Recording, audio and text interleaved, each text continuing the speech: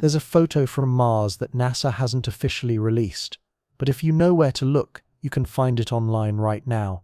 It shows a faint blue anomaly at the precise celestial coordinates where an interstellar object named 3I Atlas passed during its closest approach to Mars on October 3, 2025.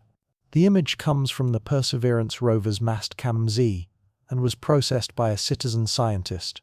It was endorsed by Harvard astrophysicist Avi Loeb and immediately questioned by skeptics who see it as a processing artifact, while others see it as a smoking gun.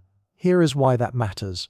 All the space-based telescopes tracking this object show a chemical signature of carbon dioxide in a neutral to slightly green color. Blue doesn't fit. Blue could mean instrumental error, an atmospheric effect, or something with non-cometary reflection properties. Add that to 7 other statistical anomalies, an orbit close to the ecliptic plane, nickel without iron, a sunward-facing morphology and more, and you get an object that strains at a natural explanation. This leaked image is a crack in the official narrative, a moment where information escaped institutional control and forced a conversation that has yet to be resolved.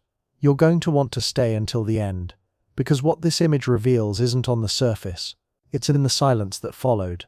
Before we dive into what all of this really means, if you enjoy these late-night explorations, consider subscribing to my channel and let me know in the comments where you're watching from tonight. I'd also love to hear your thoughts. Do you think this photo is real, or part of a much larger cover-up? Let's begin. Part 1. The leak that shook science. An image has been leaked from Mars that may rewrite the rules of what we thought we knew about the things that travel between the stars. On October 3, 2025, an interstellar object, designated 3I Atlas, reached its closest point to Mars. 29 million kilometers separated the red planet from something that shouldn't have been there. Something that had crossed the immense void between solar systems to arrive on our cosmic doorstep with almost suspicious timing. Space agencies around the world had their instruments pointed at the flyby window.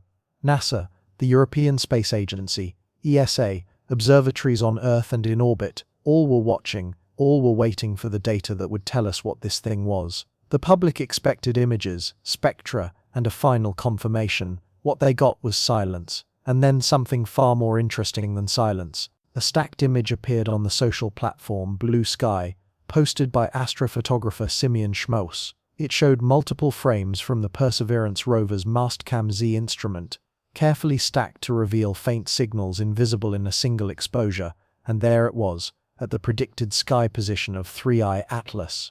A fuzzy patch, faint, diffuse, almost imperceptible against the Martian night sky, but undeniably it was blue. Avi Loeb, the Harvard astrophysicist who has made a name for himself asking hard questions about interstellar visitors, reposted the image. He gave it the weight of an institutional source with a simple credit line, NASA's/JPL Caltech ASU Simeon Schmaus. He described it as a faint smudge at the predicted location, captured by stacking multiple Mastcam Z frames. If real, this would represent the first ever detection of an interstellar object by an instrument on the surface of Mars, in real time, during a close approach. The image immediately ignited a community that was already primed for controversy. For weeks, space-based instruments had been painting a picture of 3I Atlas that was unusual, but ultimately explainable, rich in carbon dioxide, sometimes appearing slightly green in processed composite images, with a massive coma extending hundreds of thousands of kilometers into space. The spectral data was strange, but interpretable. The morphology was odd, but modelable. Everything pointed to a bizarre comet, formed in an environment unlike our solar system, ejected from some distant planetary system, and now passing through our home on an orbit it would never repeat. But the image from Mars showed blue, not green, not neutral, blue. That single color discrepancy opened a fault line in the online astronomy community that would widen over the coming days. Loeb's endorsement carried weight because he had already established a pattern. For weeks his posts on 3I Atlas had been building a case, stacking one anomaly on top of another, each one explainable in isolation, but unsettling in combination.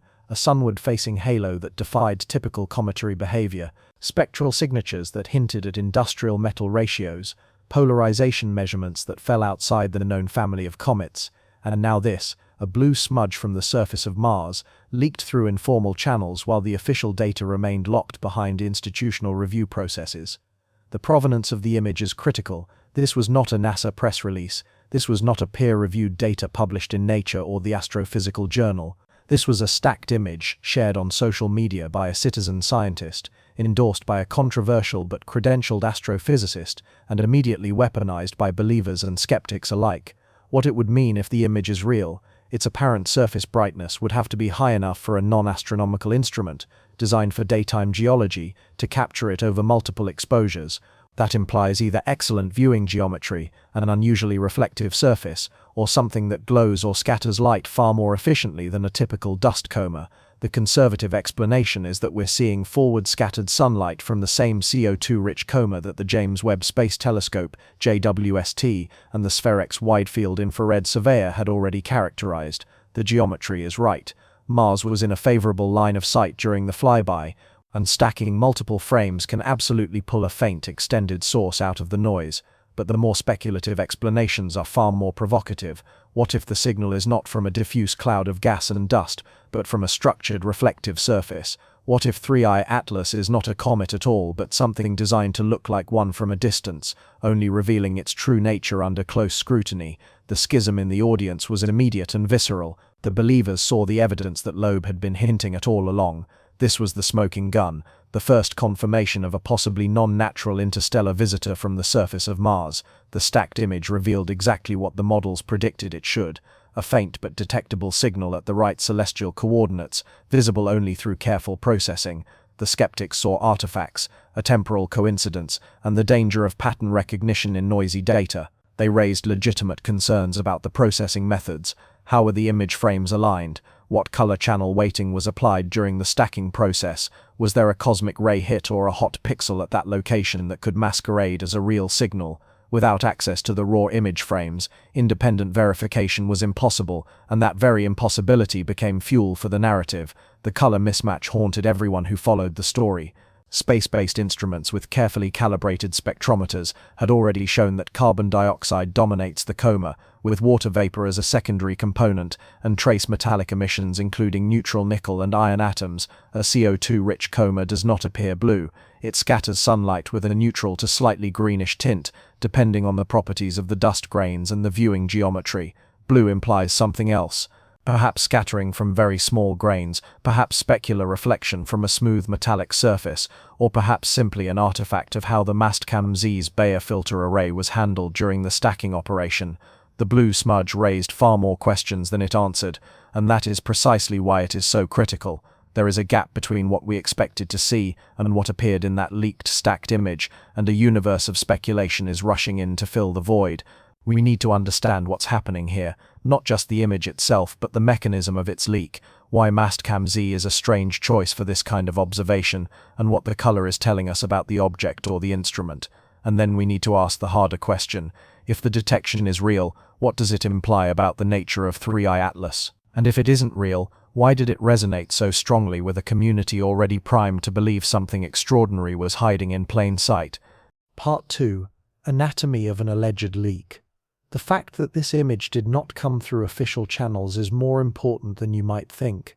On October 4, 2025, approximately 24 hours after the closest approach of 3I Atlas to Mars, Simeon Schmaus posted his stacked Mastcam-Z image to the social platform Blue Sky. The post included technical details on the image frame selection, the alignment method, and the ephemeris he used to determine where in the Martian sky the object should have been. Loeb noticed it almost immediately and incorporated it into a Medium article that placed the detection within his larger narrative of anomaly surrounding 3I Atlas. That credit line gave the stacked image an institutional legitimacy, even as it bypassed every standard validation gate that NASA's Perseverance mission typically imposes on publicly released data. This is citizen science at its most powerful and its most problematic. Powerful because it shows that curious individuals with the right skills can pull signals out of public data that institutions have not yet highlighted. Problematic because without independent verification by other analysts using the same raw image frames, we cannot distinguish a real signal from a processing artifact. Image stacking is a standard technique in astrophotography to pull faint targets out of the noise by combining multiple exposures. The principle is simple: random noise averages out over many frames while a real signal adds up. If you align and sum 10 images of the same patch of sky, the noise decreases by the square root of 10, while the signal increases linearly. But the devil is in the details of the alignment. Small registration errors between image frames can produce color artifacts, particularly if the object is moving against the background stars. Misalignment of color channels during stacking can produce a false color halo that has nothing to do with the physical spectrum of the target. Atmospheric dispersion, even in Mars's thin atmosphere, can separate colors differently at low altitudes, and if the object is so faint that it is barely above the detection threshold in a single frame, confirmation bias becomes a real problem. We see what we expect to see, especially when we want to find something badly. Mastcam Z was never designed for this kind of work. It is a zoomable, multispectral, stereoscopic camera system mounted on Perseverance's mast. It is optimized for geological surveys, landscape panoramas, and close-up rock texture analysis. The instrument has 11 narrow-band filters covering wavelengths from the visible to the near-infrared, allowing it to characterize mineral composition and atmospheric properties during the Martian day. It can zoom from a 34mm to a 110mm equivalent focal length, giving it flexibility for both wide-field context and fine-scale targets.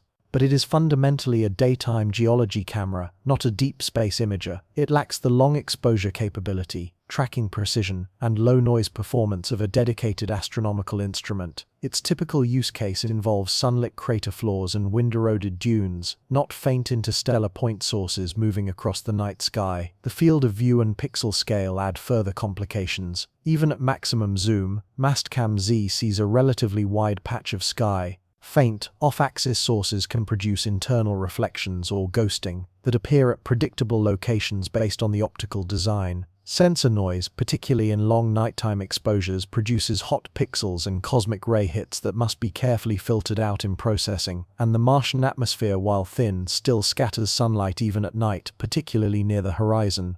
Dust suspended in the Martian air glows faintly in scattered twilight and starlight, creating a variable background that changes with atmospheric opacity and viewing elevation. All of these factors conspire to make a marginal detection ambiguous. A faint smudge could be real, or it could be the intersection of a half-dozen instrumental and environmental effects that happen to align at the predicted coordinates of 3i Atlas. In the hours after the leaked stack appeared, the question of the raw data became central to the debate. If Schmaus had truly detected 3i Atlas in the Mastcam Z frames, then in principle, any other analyst with access to the same raw data should be able to reproduce the result. NASA makes the raw images from Perseverance publicly available, usually within days of acquisition, through its mission's online archives. But reproducibility requires knowing exactly which image frames were used, what their timestamps were, how the rover was pointed, and what calibration steps were applied before stacking. Without that metadata, independent verification becomes a needle in a haystack search. You could look at dozens of night sky images from the relevant observation window and never find the exact combination that produced the original stack.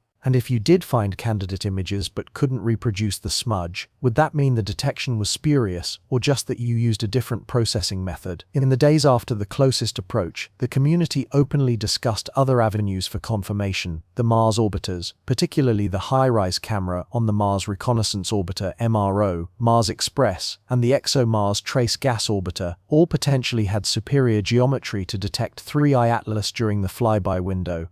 Loeb himself, in his pre-flyby Medium article, had flagged HiRISE as a key asset. He noted that its high-resolution imaging could constrain the object's diameter by measuring whether any single pixels showed anomalous brightness. At the distance of 3i Atlas, HiRISE's spatial resolution is about 30 kilometers per pixel. That means a compact source, if bright enough, could saturate a single pixel or create a detectable point spread function, even if the object is much smaller than the pixel scale. But the HiRISE data, like the Mastcam Z data, is subject to internal review before public release. The time lag between acquisition and publication can range from days to weeks, depending on mission priorities and the complexity of the analysis. There are many benign explanations for the smudge, and they deserve serious consideration. Hot pixels are common in CMOS sensors, particularly during long exposures or in environments with changing temperatures. A single malfunctioning photosite at the predicted coordinate location would produce exactly the kind of faint, stationary signal seen in the stacked image.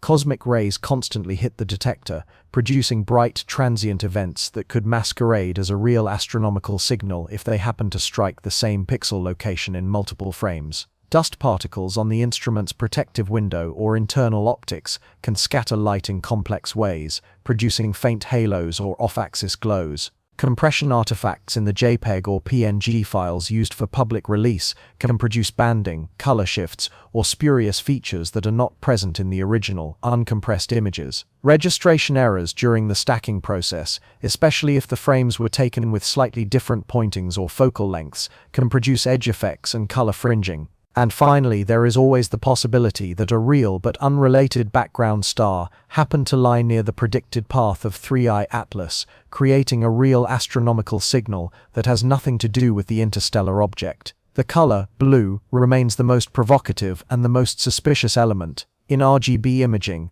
assumptions about white balance are critical. Mastcam-Z's raw image frames capture light in 11 separate spectral bands that must be combined and color balanced to produce the kind of visually intuitive RGB image that is easy for humans to interpret. Different assumptions about the lighting conditions, atmospheric transmission, and target properties can dramatically alter the color balance. A processing pipeline optimized for the Martian day, where the illumination spectrum is reddened by atmospheric scattering, may weight the color channels in a way that produces artifacts when applied to a faint, night sky target. Subtle differences in how the Bayer filter array is demosaiced during the raw data conversion can introduce color shifts, especially at low signal-to-noise ratios. And atmospheric path effects, even on Mars, can preferentially scatter shorter wavelengths, depending on the dust content and viewing geometry. If the processing assumes a redder background than is actually present, a truly colorless or neutral source may appear blue, but there is one more intriguing possibility, one that requires careful wording because it enters the realm of speculation. If 3I Atlas has a reflective, metallic surface rather than a diffuse, dusty coma, then certain white balance assumptions applied during image processing could shift its color toward blue under Martian night sky conditions. Metals like aluminum or stainless steel have relatively flat reflection spectra across visible wavelengths. This means they reflect sunlight without a strong color preference. But if a processing pipeline that expects a warm light source, as it would for a daytime Mars image, then encounters a relatively neutral reflector illuminated by unfiltered sunlight reflected off the Martian surface or atmosphere, the color correction could overcompensate and push the apparent color to blue. This is speculative, less likely than a simple processing artifact, but it illustrates how badly we need the raw image frames and a transparent methodology to distinguish physical reality from instrumental effects. The color mismatch is a red flag that demands reproducibility. We cannot draw physical conclusions from a colorized stacked image processed through an unknown pipeline and shared via social media. We need the raw images. We need independent analysts to apply a diversity of processing techniques and compare the results. We need spectra from the Mars instruments, if any with the right capabilities exist, or at a minimum, multi-band photometry that would tell us if the blue tint is real or artificial. Until we have that confirmation, the smudge remains exactly that, a smudge, a question mark, a provocation, and yet the question remains, what if it's real? What if? Color aside, Mastcam-Z really did capture 3I Atlas moving across the Martian night, bright enough and close enough for a ground-based imager to detect it through stacking. What would that tell us about the object's apparent brightness, its surface properties, its geometry relative to Mars at closest approach? These are the questions that lead us to implications that are not so easily dismissed with talk of hot pixels and compression artifacts. Because if the detection is real, then 3I Atlas is either brighter, closer, or more reflective than we have any reason to expect, and in astronomy, brightness is almost always a proxy for size or surface area, which brings us to the unsettling realization that this object may be much, much larger than any interstellar visitor we have seen before. Part 3. A timeline of silence and coincidence. The week of October 1st to 7th, 2025, was supposed to bring answers. Instead, it brought questions, wrapped in silence and amplified by coincidence. Closest approach occurred on October 3rd at approximately 13 UTC, when 3I Atlas passed 29 million kilometers from Mars. The observation window extended for several days on either side, with prime viewing conditions from October 1st to 7th. Loeb had already set the expectations in his pre-flyby Medium articles. He anticipated data from multiple Mars orbiters, including the HiRISE camera on MRO, ESA's Mars Express, and the ExoMars Trace Gas Orbiter. He noted that Perseverance's Mastcam Z could also contribute night sky observations if the mission team was willing to devote time to the target. He framed these observations as key constraints on the size, composition, and morphology of 3I, potentially resolving ambiguities that Earth-based instruments could not, due to distance and viewing geometry. The community waited. The data stream remained quiet, and in that silence a narrative began to form. Loeb has established a rhythm over the years, and his audience has learned to recognize the pattern. He publishes articles, stacking anomalies and posing questions, in advance of official data releases from space agencies. He frames observations in a way that emphasizes low-probability coincidences and deviations from baseline expectations. He presents the artificial hypothesis alongside the natural one, as objects of co-equal inquiry, rather than an extraordinary claim requiring extraordinary evidence. This approach has made him both influential and controversial. His admirers see a scientist willing to challenge orthodoxy and ask the hard questions.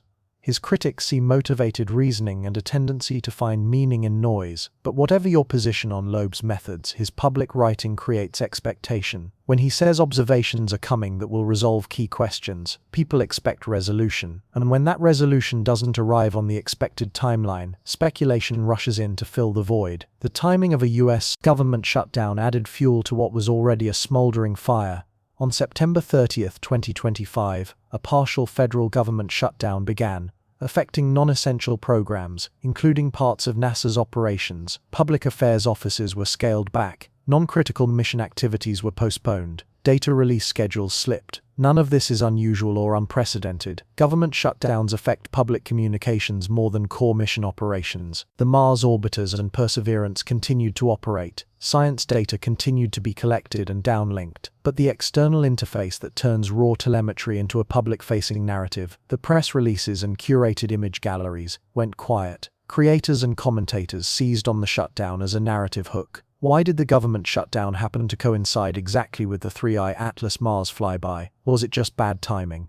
Or was there a deeper reason why agencies might want to limit public communication during this specific observation window? To be absolutely clear, there is no evidence that the shutdown was orchestrated to suppress data on 3I Atlas. Government shutdowns are the result of congressional budget impasses, not mission-specific considerations. And even during a shutdown, NASA's deep space missions continue to operate because they are considered critical infrastructure. The Mars Reconnaissance Orbiter does not turn off. Perseverance does not stop taking images. The data does not stop flowing to ground stations and archives. What slows down is the human-intensive process of curating, contextualizing, and releasing that data to the public. The timing of the shutdown was coincidental, but in an environment already primed for high speculation, coincidence becomes a load-bearing pillar for conspiracy narratives, whether they deserve that weight or not. The information dissemination cycle worked exactly as social media platforms are designed to. Schmaus's post on Blue Sky propagated to X, formerly Twitter, where it was quoted and screenshotted dozens of times. It appeared on Reddit in both astronomy and UFO-related subreddits, where comment sections erupted with hundreds of replies debating its provenance and interpretation.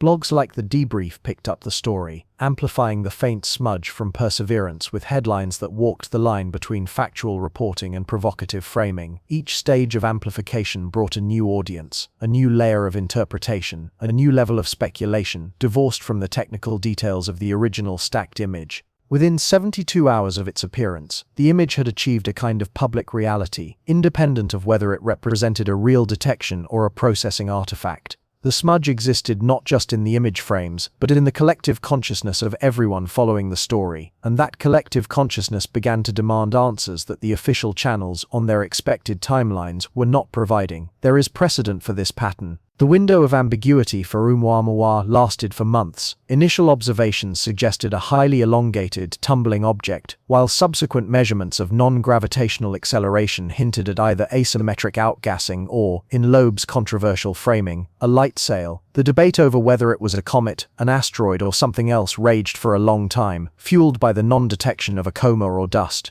Data trickled out slowly in preprints and peer-reviewed papers, while the online community speculated furiously. ʻOumuamua, the interstellar meteor for which Loeb's team claims to have recovered fragments in the Pacific Ocean, followed a similar trajectory. The initial detection and orbit reconstruction were followed by expedition planning, ocean recovery, and lab analysis of metallic spherules that Loeb argued showed anomalous isotopic ratios. Each stage took months, and official confirmation always lagged behind Loeb's public writing. Critics disputed the interpretations. Attempts at replication either failed or supported alternative explanations, but the narrative momentum, once established, was hard to reverse, even as the technical counterarguments mounted. Information lag is common in complex observation campaigns, and it does not imply a cover-up. Spacecraft data must be downlinked, decompressed, and calibrated. Pointing information must be correlated with a precise ephemeris for the target. Raw image frames must be bias-subtracted, flat-fielded, and assembled into coherent sequences. Spectra require wavelength calibration and extraction of one-dimensional spectra from two-dimensional detector arrays. All of this takes time, especially for observations that are not part of the primary mission plan and require special handling. The primary objectives of the Mars orbiters relate to Martian geology, atmosphere, and climate. Observing a transient interstellar object is a bonus science opportunity, but it is not the reason these spacecraft exist. The Mars data gets priority. The 3I Atlas observations get processed when analysts have spare cycles, which during a government shutdown and overlapping mission milestones can mean days or weeks, not hours. But silence, even when explainable, creates fertile ground for speculation. The conclusion from the analysis is direct and uncomfortable. Absence of evidence is not evidence of absence, but in a high-stakes, high-attention observation campaign, the absence of communication becomes evidence of something. Maybe it's just bureaucratic inertia, maybe it's caution in the face of an extraordinary claim, an unwillingness to release preliminary data that could be misinterpreted.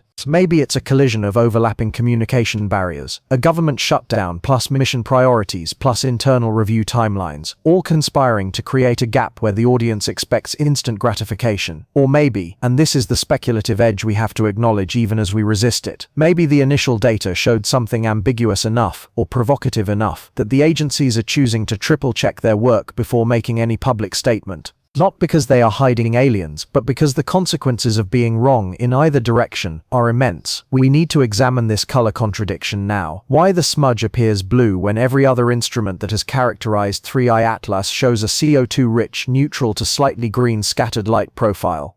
That single color discrepancy carries more weight than almost anything else in this story, because it is quantifiable, it is reproducible if we can get access to the raw image frames, and it is diagnostic of either an instrumental artifact or an unexpected physical phenomenon. And after we understand the color, we need to confront the harder question. If the leak is real, what is it telling us about the nature of 3I Atlas? Part 4. The shift from green to blue. The picture painted by mainstream instruments shows 3I Atlas in shades of green and neutral grey, with a composition dominated by carbon dioxide and a morphology that preferentially extends toward the Sun. The leaked Mars image shows blue. That color contradiction demands an explanation, and that explanation is critical because color is physics. In late September 2025, the James Webb Space Telescope's near-infrared spectrograph observed 3I Atlas. It captured a high-resolution spectrum of the ʻOumuamua, revealing carbon dioxide as the dominant volatile species. The measured ratio of carbon dioxide to water was approximately 8:1, far higher than in typical water-dominated comets in our solar system. This finding is robust, published on the preprint server rAxiv and confirmed by online research highlights from NASA's Goddard Space Flight Center. The CO2 ʻOumuamua was enhanced on the sunward side. The outgassing rate from the sun-facing hemisphere was significantly higher than from the anti-sunward side. Water was present but in smaller quantities and concentrated in a relatively compact region close to the nucleus. This composition suggests formation conditions near the snow line for carbon dioxide, likely in the outer regions of a planetary system. Their CO2 remains frozen while water has long since been lost in earlier heating events. Alternatively, it suggests radiation processing of the surface ice, where cosmic rays and stellar UV photons have preferentially removed hydrogen-rich volatiles over long geologic timescales. Either way, the spectral data is unambiguous. This is a CO2-rich object, not a water-rich one. Sphere X, NASA's space-based infrared observatory, mapped the extended ʻOumuamua of 3I Atlas in early October. It revealed the signature of carbon dioxide extending outward from the nucleus to a distance of over 348,000 kilometers. This extended coma confirmed that the outgassing was vigorous and sustained, not a transient event or localized jet. The morphology showed a broad emission consistent with surface or near-surface sublimation driven by solar heating. This is exactly how a natural comet should behave as its insolation increases on its approach to perihelion. The SphereX data complemented the JWST spectra, providing spatial context for the compositional measurements. Together, these observations confirmed that 3I Atlas is wrapped in a vast extended envelope of carbon dioxide, gas and dust, visible across a huge swath of the inner solar system. Imaging from the Hubble Space Telescope revealed a morphology that was unusual but not unprecedented. The most striking feature was a diffuse sunward-facing halo, or an anti-tail. It extended preferentially toward the Sun rather than away from it. Classic comets show a tail pointing away from the Sun, a structure of dust and ions pushed outward by solar radiation pressure and the solar wind. An anti-tail that appears to point toward the Sun is an effect of viewing geometry and the distribution of dust grains along the comet's orbital path. When we view a comet nearly edge-on, dust grains released earlier in the orbit can be projected to appear sunward, even though they are physically trailing behind. 3I Atlas exhibited this geometry but with an extreme aspect ratio. Loeb and his collaborator Eugene Cheeto noted that the sunward extension in processed images was roughly 10 times its width, creating a needle-like structure. Models suggest this reflects an isotropic emission from the hot, dayside hemisphere, with dust and gas preferentially released from the areas directly illuminated by the sun. The geometry is strange, but it is modelable within the physics of natural cometary activity. So what color should we expect to see from a CO2-rich coma? This is where things get subtly complex. Pure gas does not have a color in the visible light sense. We see gas by its emission or absorption lines, not by a scattered continuum spectrum. When we look at a comet, we are seeing sunlight scattered by the dust grains suspended in the coma. The color of that scattered light depends on the grain size, composition, and the wavelength dependence of the scattering efficiency. Carbon dioxide by itself does not impart a green color, but many comets appear green in images because of emission from diatomic carbon, C2. When excited by solar UV radiation, C2 produces a strong green emission band near 510 nanometers. 3I Atlas has not shown strong C2 emission, at least in the spectra published to date. In the absence of strong emission lines, the expected color from dust scattering in a CO2-rich coma should be neutral to slightly reddish, matching the intrinsic color of sunlight, modified by the properties of the dust grains. Some synthetic visualizations may show a faint green tint if the processing algorithms enhance weak emission features, but a bright saturated blue is not on the table. So from a physics perspective, the blue smudge from Mars in that leaked image is a head-scratcher. Blue light is scattered more efficiently than red light by very small particles. This is why Earth's sky is blue, and why distant mountains appear blue through atmospheric haze.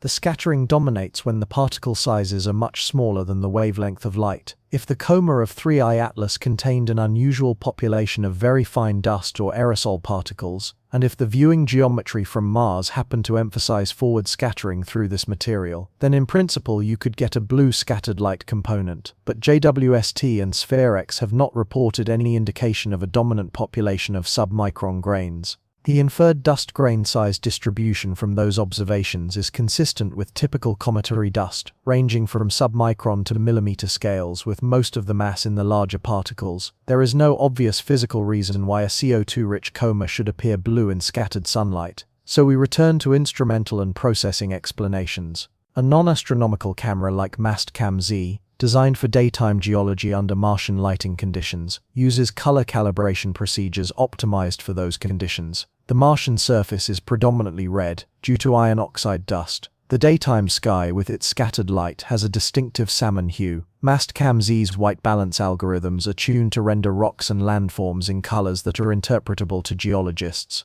When you point that same instrument at a faint astronomical target at night, you are far outside its intended use case. The color calibration may simply not apply. If the processing pipeline assumes a warm reddish illumination spectrum and then encounters a relatively neutral source, the color correction can overcompensate and push the apparent color to blue. This is a boring explanation. It is also the most likely one. Another hypothesis, explicitly speculative, considers aggressive noise suppression or channel weighting errors during stacking. If the red channel was noisier than the blue and green channels in the individual frames, an analyst might choose to downweight the red channel to avoid introducing spurious features. Or, if the images were taken through different filter combinations and then combined to make an RGB image, the choice of filters might not map cleanly onto true color. Mastcam-Z's filters include several narrow bands that do not perfectly correspond to standard RGB wavelengths. Combining filters to create a visually intuitive color image requires making assumptions about how to weight each channel. Different assumptions produce different colors, especially for faint, low signal-to-noise targets. This channel weighting error hypothesis is testable if one has access to the raw data, but without that access, it remains speculation.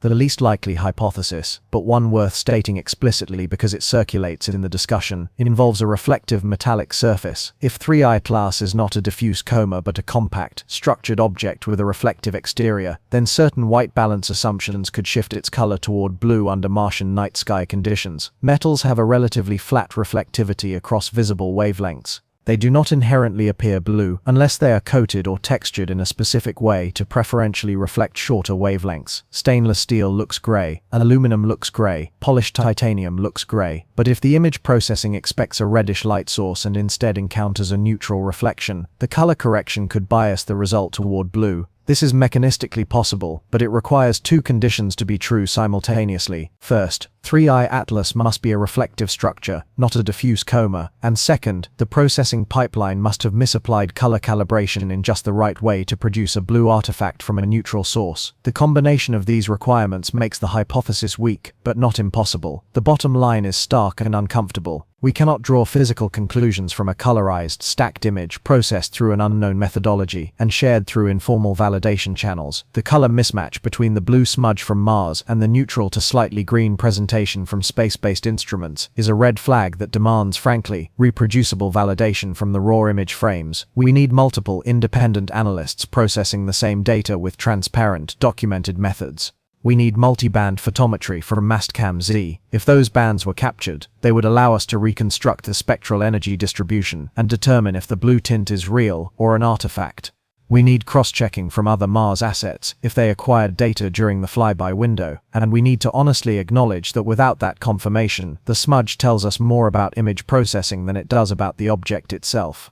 But, color aside, let's assume for a moment that the detection itself is real. Assume that Mastcam-Z really did capture 3I Atlas moving across the Martian night at its predicted coordinates. Faint but present, visible only through careful stacking, but undeniably there. What would that imply? This is the question that leads us into unsettling territory, because in astronomy, brightness is almost always a function of size or reflectivity. If 3I Atlas was bright enough for a Mars surface imager to detect it from 29 million kilometers away, then it is either larger, closer, or more reflective than we would expect for an interstellar comet, and that opens up implications we cannot ignore.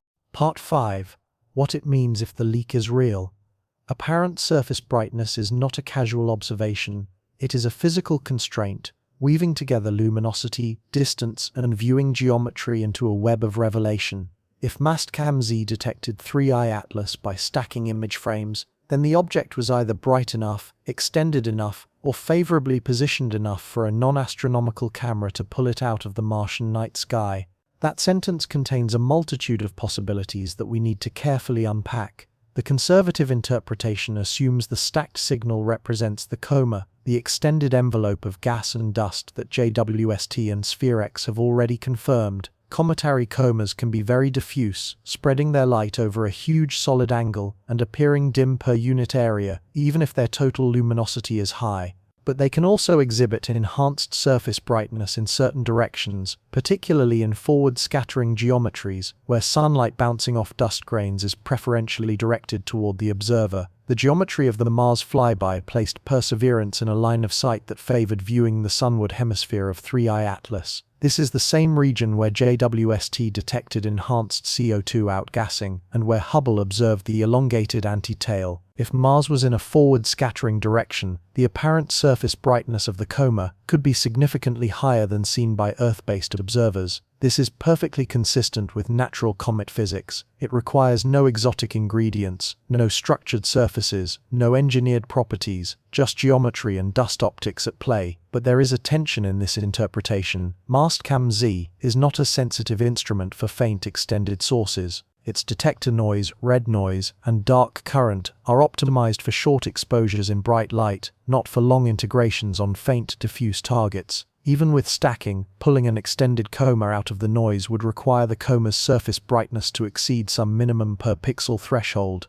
If the coma of 3I is as diffuse as the sphere X mapping suggests, spreading its CO2 emission over hundreds of thousands of kilometers, then at the distance of Mars, its surface brightness should be extremely low, possibly below the practical detection limit of Mastcam-Z, even with aggressive stacking. The presence of a signal, if it's real, suggests that either the coma is more concentrated than the large-scale mapping indicates, or we are seeing something with a higher intrinsic surface brightness than a typical diffuse coma. The more speculative interpretation invokes a reflective or structured surface, rather than a diffuse envelope of gas. If 3I Atlas possesses a compact, highly reflective exterior, perhaps a metallic shell or coating, then its apparent brightness scales very differently than that of a cometary coma. A reflective sphere or ellipsoid would efficiently scatter sunlight from its illuminated hemisphere, concentrating the brightness into a small angular area rather than spreading it across a vast diffuse envelope. The surface brightness of such an object, even at 29 million kilometers, could be orders of magnitude higher than that of a diffuse coma. This would make it detectable by an instrument like Mastcam-Z. Despite the unfavorable observing conditions, geometry would become critical. If Mars observed 3I Atlas near a favorable phase angle,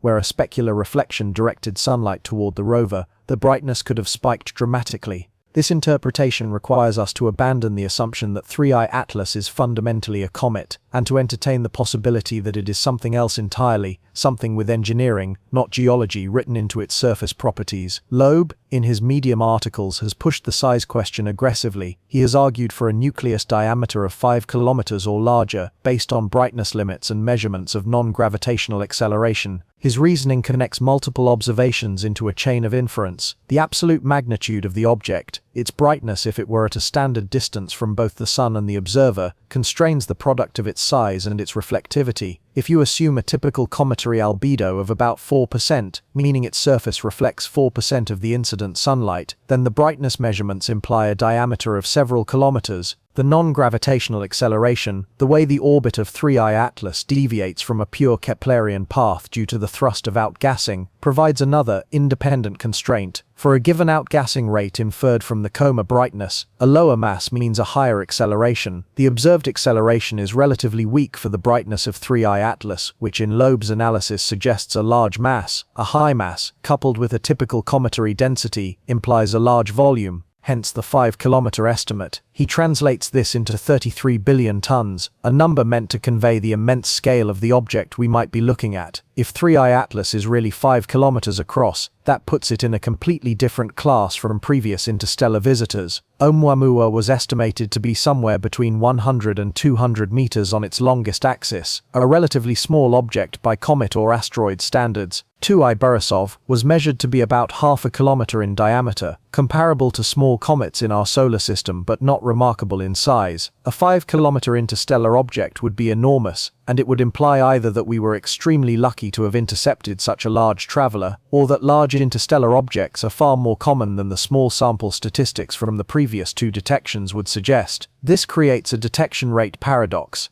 If 5-kilometer interstellar objects pass through the inner solar system frequently enough for us to have caught one in just a few years of searching, where are all the smaller ones? Detection biases favor finding large, bright objects over small, faint ones, so we should be seeing far more 100-meter class visitors than kilometer-class ones. We should have seen dozens of ʻOumuamua-class objects before catching a behemoth of 3I Atlas's class. The fact that we haven't suggests either that the size estimate is wrong, the statistics of the interstellar object population are very different from what we assume, or 3I Atlas is not a random member of a statistical population but something singled out for specific properties. The Mars orbiter synergy is critical to resolving these ambiguities. Loeb, in his pre-flyby article, argued that MRO's high-rise camera offered a unique constraint because it has spatial resolution at the distance of 3i glass. High-rise images the Martian surface from low orbit with a resolution of about 30 centimeters per pixel, but when pointed at a target 29 million kilometers away, the effective pixel scale balloons to about 30 kilometers per pixel. That sounds useless for resolving detail, but it is actually diagnostic for point source brightness. If 3i glass is a compact reflector rather than a diffuse coma, and if it is bright enough, it could potentially saturate a single high-rise pixel or create a measurable point spread function, spreading its light over several pixels. By measuring which pixels light up and how brightly, analysts could tell if the signal is from an extended diffuse source or a compact high-surface brightness object. This is a delicate measurement that requires careful calibration and modeling, but in principle, if high-rise did observe the target during the flyby window, the data should exist. The detection from the Martian surface, if real, elevates the importance of these orbiter observations. If Perseverance's relatively crude camera captured 3i glass through stacking, then high-rise, with its superior optics and imaging capability, absolutely should have detected it, if pointed correctly. The silence from high-rise and the other Mars orbiters in the days after closest approach therefore carries information in itself. Either they did not observe the target, which would be surprising given the advanced planning and public expectation, or they did observe, and the data is still being processed and validated pending release. Or they observed and found something ambiguous enough, provocative enough, or complicated enough that the agencies are choosing to delay a public statement until they figure out what they are seeing. None of these possibilities prove anything about the nature of 3i Atlas, but they all point to the same conclusion. This Mars flyby was not a routine comet observation. Something about this event has pushed it outside the standard operating procedures. We are on the threshold between one act and another. The leak, if real, would transform what has been a strange anomaly into a piece of load-bearing evidence that 3i Atlas is not what we thought it was. But before we cross that threshold, we need to look at the object itself, independent of any single controversial image. What are the mainstream scientific observations telling us? What patterns emerge when we look at 3i Atlas not as an isolated puzzle, but as the third interstellar visitor we have been able to study? The strangeness of its orbital plane, the chemistry that doesn't fit the solar system template, the polarization measurements outside the known family, the morphology that stretches toward the sun in a way that requires explanation. These are not leaks, rumors, or processing artifacts. These are published, peer-reviewed, or at least pre-printed observations from flagship instruments run by agencies with no incentive to create controversy. And when you stack them up, they paint a picture that is deeply unsettling. Whether you believe in the artificial hypothesis or not, they paint a picture of an object that should not exist, based on our baseline expectations for what interstellar space sends our way. That object, and its implications, is where we must turn now. Part 6. The 5-degree mystery. Precision or chance? Imagine throwing a dart at a globe from across the room, blindfolded. Now imagine that dart against all odds landing within 5 degrees of the equator. It's not a perfect analogy because at least you were aiming for the general direction of the globe.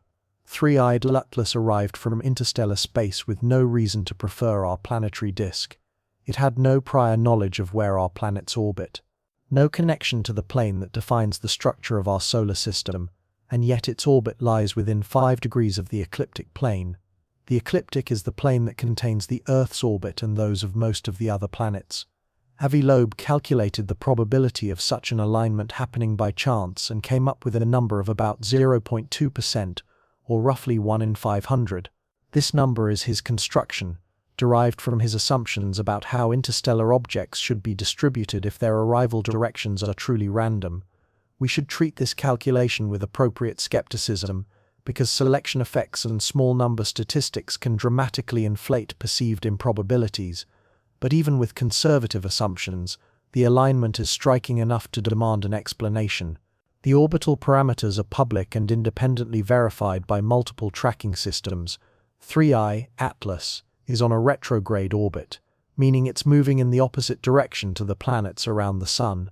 The orbital inclination, the angle between its orbital plane and the ecliptic, is measured at about 4.9 to 5 degrees, depending on which epoch's orbital solution you look at.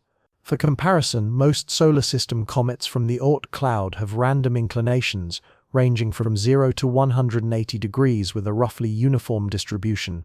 Long-period comets have no preference for the ecliptic plane because the Oort cloud is a spherical distribution of icy bodies surrounding the Sun at a great distance. Interstellar space by any reasonable model should be even more isotropic. Objects ejected from other planetary systems have no memory of our system's orientation. Their arrival directions should sample the entire sky uniformly, so a near-ecliptic orbit is, statistically speaking, improbable. But improbable is not impossible, and 5 degrees is not 0 degrees. Let's be precise about what this geometry means. An interstellar object arriving exactly in the ecliptic plane would be extraordinary, to the point of demanding a non-natural explanation. An object arriving 5 degrees off the ecliptic is unusual, but not absurd. It places the orbit of 3I Atlas within a broad band around the planetary disk of the solar system, rather than cutting randomly through three-dimensional space. This distinction matters because our intuition for the probability of coincidence is notoriously poor. Humans are pattern recognition machines, and we are far more likely to see design in randomness than randomness in design. A 5-degree inclination could represent the tail of a statistical distribution, the one arrival out of hundreds that just happens to be nearly aligned, simply because probability allows for rare events to occur, or it could represent something else, an orbit designed to maximize encounter opportunities with planetary targets, while maintaining an approach vector that minimizes Earth-based observation advantages during initial detection. Loeb calls this the engineered orbit hypothesis. It is worth exploring its logic, even if we explicitly label it as speculation. If you were designing a mission to survey a planetary system from interstellar space, you would want your probe's trajectory to carry it close to multiple planets in a single pass. This maximizes the scientific return for a given energy investment. Earth's ecliptic plane contains not just Earth but Venus, Mars, Jupiter, Saturn, and the other major worlds, all within a few degrees of the same plane. An orbit aligned with that plane naturally sets you up for multiple target encounters through pure ballistics, no mid-course corrections required. 3I Atlas passed Venus at a distance of about 0.03 astronomical units on September 5, 2025. This was a close encounter that delivered significant heating and may have triggered enhanced outgassing. It passed Earth at a distance of 1.23 AU on September 27. It reached Mars at a distance of 0.20 AU on October 3. This was the encounter that produced the leaked Mastcam-Z image and the subsequent long-term observation campaign, and it is scheduled to pass Jupiter at a distance of about 1.9 AU on March 16, 2026. That is 4 planetary encounters in a 6-month period, an orbit that threads its way through the inner solar system with almost suspicious efficiency. The counter-argument pulls us back to mundane statistics. With only 2 previous interstellar objects detected, ʻOumuamua and Borisov, we have an insufficient sample to know what is normal. ʻOumuamua had an inclination of about 28 degrees, significantly out of the plane but not perpendicular. Borisov had an inclination of about 44 degrees, steeper still but again not randomly oriented with respect to the structure of the solar system. 2 objects are not enough to define a distribution. 3 is only marginally better. We may be seeing the beginning of a pattern where interstellar objects, for reasons we do not yet understand, preferentially arrive within 30 or 40 degrees of the ecliptic, perhaps related to galactic dynamics or the structure of the local interstellar medium. Or, we may be seeing pure coincidence, 3 rolls of the dice that happen to cluster in a visually striking way, without any underlying cause. To distinguish these possibilities requires detecting tens or hundreds of interstellar visitors and statistically mapping their arrival directions. We are a long way from that sample size, but when you overlay the 5-degree alignment with the other anomalies we are about to explore, the engineered orbit hypothesis gains more support. A near-ecliptic orbit, in isolation, is strange but not determinative. Combine it with timing that allows close encounters with Venus, Earth, Mars, and Jupiter in a short period. Add a morphology that concentrates light and dust toward the Sun, rather than isotropically. Add a chemistry that does not fit the solar system comet template. Mix in polarization measurements that fall outside the known family of comets. And finally, add the possibility, unproven but tantalizing, implied by a leaked Mars image, that the object has a higher surface brightness than predicted by diffuse coma models. Each of these individual anomalies can be explained away, but the stack, the simultaneous presence of multiple low-probability features in a single object, is what strains the conventional explanation. This stack is what Loeb has been building in his public writing, and it is what we need to confront honestly, even if we ultimately reject the artificial hypothesis. There is one more implication of the ecliptic alignment that it is worth making explicit. If the orbit of 3I Atlas was chosen rather than random, then its approach vector was also chosen. The object arrived from a specific region of the sky, a particular right ascension and declination that can be traced back to a specific direction in the galactic coordinate system. If this were an interstellar probe intentionally sent to our solar system, its launch point would lie somewhere along that arrival vector, in the distant past and at a great distance, where the object's path extrapolates backward into interstellar space. Analysts have calculated that backward trajectory, its point of origin, after correcting for galactic rotation and the Sun's motion through the local interstellar medium, lies in the general direction of the constellation Triangulum, but with a huge positional uncertainty because we do not know exactly when the object began its journey. If it traveled for 10,000 years at its current speed of about 29 kilometers per second relative to the Sun, then it originated about 2.9 light-years away. This is well within the nearest stellar neighborhood. If it traveled for 1,000,000 years, the origin point changes dramatically due to the differential rotation of the galactic disk. Without knowing the launch date, we cannot pinpoint its origin, but we can say that its orbit does not point back to any particularly interesting star systems that we already know harbor planets or unusual properties. Its origin, based on our current data, is unremarkable, which means either its origin is somewhere we do not yet recognize as interesting, or its trajectory was not a straight line from launch to arrival. Geometry is only part of this impossibility stack. In isolation, it is provocative but not conclusive. When combined with the other 6 anomalies from Loeb's catalogue, it becomes part of a pattern that demands we take seriously the possibility that 3I Atlas is not a typical interstellar comet, if such a thing even exists. The statistical impossibility stack is what we must examine next.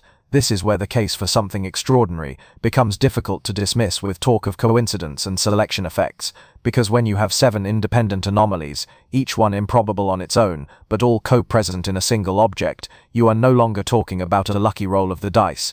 You are talking about either a fundamental misunderstanding of how interstellar objects behave, or an object that was designed to behave differently than the natural default. Part 7. The Statistical Impossibility Stack. Avi, in his retrospective article on the Mars approach, listed 7 specific anomalies that set 3I Atlas apart from our baseline expectations of what an interstellar comet should look like. This is his framing, derived from his perspective as someone looking for evidence that could support an artificial origin. A mainstream astronomer looking at the same data might emphasize different features or frame the oddities as expanding our understanding of cometary diversity rather than challenging the natural hypothesis. But Loeb's list provides a useful structure for sorting through what makes 3I Atlas genuinely weird.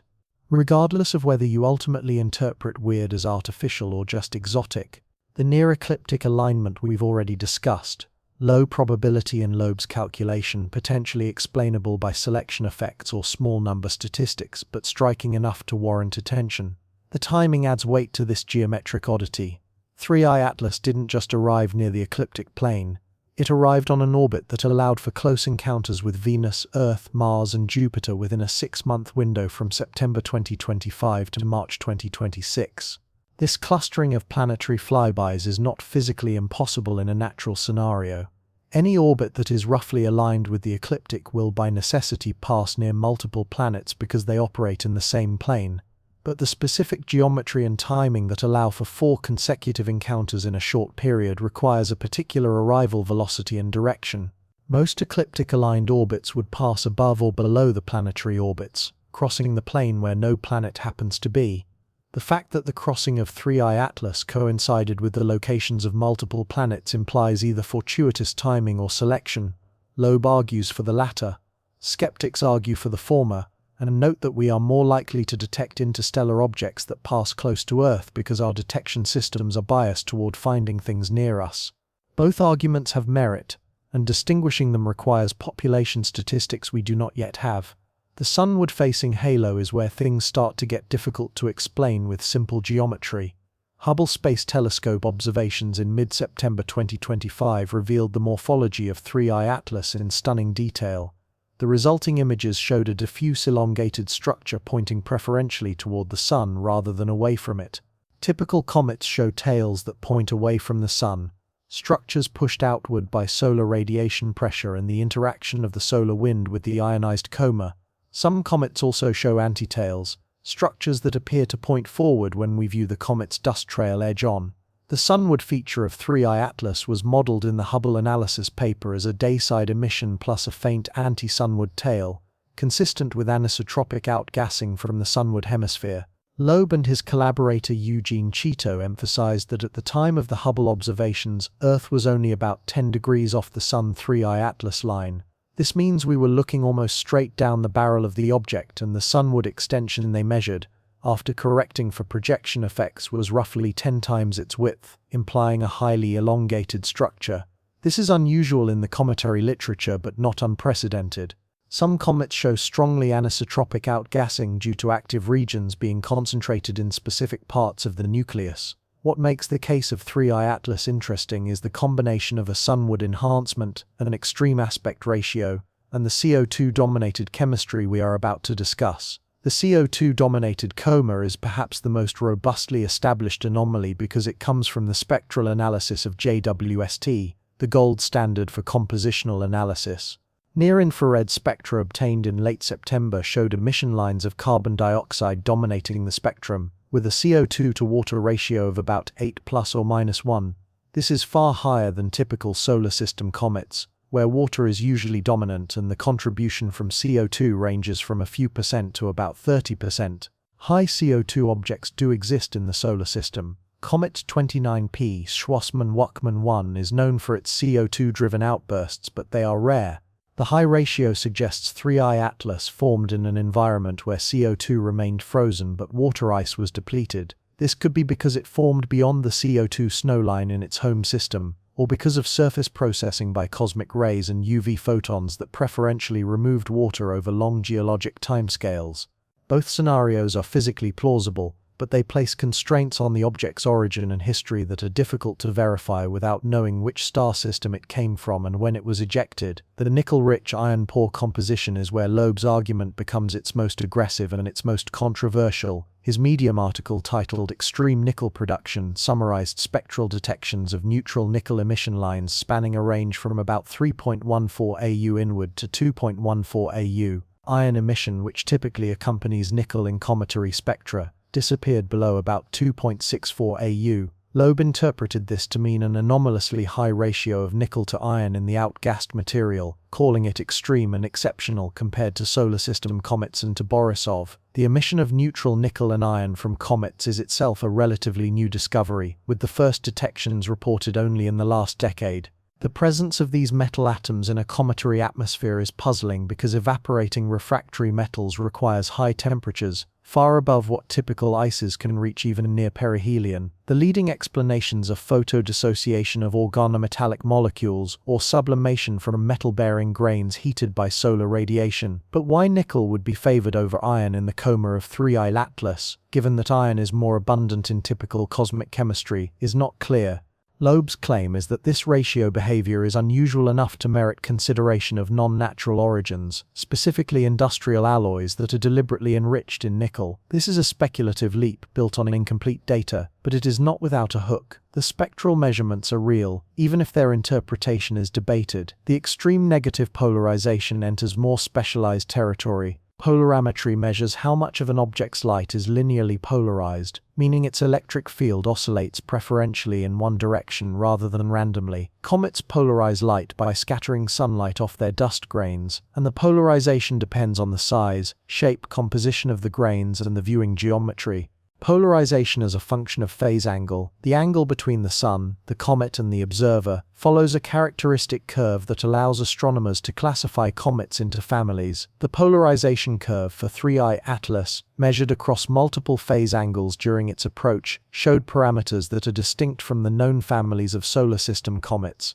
Specifically, it showed a stronger negative polarization at small phase angles than typical comets, though still within the range that can be reproduced by models of natural dust grains if unusual grain properties are allowed. The polarimetry preprint reporting these measurements framed them as expanding the known range of cometary dust diversity, not as implying an artificial origin, but there is a limit to diversity. If every interstellar object we detect falls outside the range established by thousands of solar system comets, at some point we have to ask if the expanding diversity explanation is being stretched too thin. The brightness versus acceleration discrepancy is more subtle and requires understanding how non-gravitational forces affect cometary orbits. When a comet outgasses, the expelled gas and dust carry momentum. If the outgassing is anisotropic, concentrated in one hemisphere or in a particular jet direction, the reaction force acts like a tiny rocket thruster, pushing the comet slightly off its purely Keplerian orbit. For a given outgassing rate, this non-gravitational acceleration is inversely proportional to the mass. Small comets experience a larger gravitational orbit deviation than large comets with the same level of activity. By measuring the non-gravitational acceleration and estimating the outgassing rate from the coma brightness, one can constrain the comet's mass and thus its size if you assume a density. 3I Atlas shows a relatively weak non-gravitational acceleration for its brightness, which in Loeb's analysis implies a large mass. A high mass implies either a large size or an unusually high density. Loeb opts for a large size, arriving at his 5-kilometer diameter estimate. Critics argue that the relationship between coma brightness and nucleus mass is uncertain because the brightness depends on dust production, which does not directly constrain the volatile content or total mass of the nucleus. The discrepancy is there, but its resolution depends on which uncertainties you are willing to accept and which assumptions you prioritize. 7 anomalies, each one individually explainable within the framework of natural processes, if you allow for exotic formation conditions, unusual compositions, or rare but plausible geometries. The ecliptic alignment could be a coincidence. The timing of planetary encounters could be selection bias. The sunward-facing halo could be anisotropic outgassing viewed edge-on. The CO2 dominance could be formation near the CO2 snowline or radiation processing. The nickel-ion behavior could be unusual grain photochemistry. The negative polarization could be expanding the natural diversity of dust properties. And the weak acceleration despite high brightness could be a large mass or an uncertain dust-to-gas ratio. None of these explanations, in isolation, are unreasonable, but when you require every one of them to be true simultaneously in the same object, you are stacking coincidences into a tower that begins to look precarious. Loeb's rhetorical strategy is to highlight that tower, to argue that the combination of anomalies has pushed beyond what the principle of Occam's razor can comfortably accommodate for a natural hypothesis. Mainstream astronomers counter that our sample size is a grand total of 3 interstellar objects. The diversity of nature is immense and extraordinary claims require extraordinary evidence. Both positions are defensible, which is why 3I Atlas has become a flashpoint in the ongoing debate over how we interpret ambiguous data. The nickel question deserves its own deep dive because it is the anomaly that most directly invokes industrial or engineered chemistry. If you are looking for a smoking gun that 3I Atlas might not be natural, the metallic emission ratios are where you focus, and that is exactly what we are going to do next. Because the chemistry of this object is not just strange, it's diagnostic. Part 8. The nickel problem. The presence of nickel without iron echoes the elemental signature of industrial stainless steel alloys, where nickel is deliberately added to enhance corrosion resistance and mechanical properties. This comparison was made explicit by Avi in his Medium articles and picked up by outlets like The Debrief in their reporting on 3I Atlas. It is a provocative framing that requires us to separate what the observations actually show from what they might imply. Loeb's Extreme Nickel Production article summarizes multiple spectral detections spanning the inbound trajectory of 3I Atlas, from about 3.14 AU, where neutral nickel emission was first detected, to 2.14 AU as the object approached perihelion. Nickel was consistently present throughout this range, appearing as characteristic emission lines in the visible spectrum between 5,000 and 6,000 angstroms.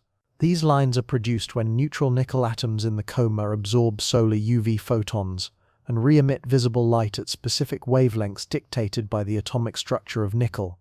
Iron, which has its own set of emission lines in a similar wavelength region, was absent in spectra obtained below about 2.64 AU. This means either the outgassed material never contains significant amounts of iron, or iron and nickel are produced or released by different mechanisms that activate at different heliocentric distances. Let's place this puzzle in a comprehensible chemical context at the heliocentric distances in question. Solar heating brings the surface temperature of the nucleus to between 200 and 300 Kelvin, depending on the albedo and thermal inertia. These temperatures are sufficient to sublimate the water ice, carbon dioxide ice, carbon monoxide ice, and various other volatile ices that make up the nucleus, but they are far too low to directly vaporize metallic nickel or iron. The melting point of nickel is 1728 Kelvin. The melting point of iron is 1811 Kelvin, The vaporization temperatures are even higher, so when we see neutral nickel and iron atoms in a cometary atmosphere, they are not coming from the evaporation of bulk metal on the nucleus surface. Instead, they are likely sourced from either organometallic molecules, where metal atoms are bonded into organic structures, or from tiny dust grains containing metallic phases that are heated to much higher temperatures than the bulk nucleus by the absorption of solar radiation. The discovery of nickel and iron emission in comets is relatively new. The first convincing reports came in 2019 from observations of the interstellar comet Borisov and were subsequently confirmed in several solar system comets. Before these detections, the conventional wisdom was that refractory metals should not be present in a cometary coma because the temperatures are too low. The findings have forced a rethink of cometary chemistry and opened up questions about metal transport mechanisms that are still being actively debated in the literature.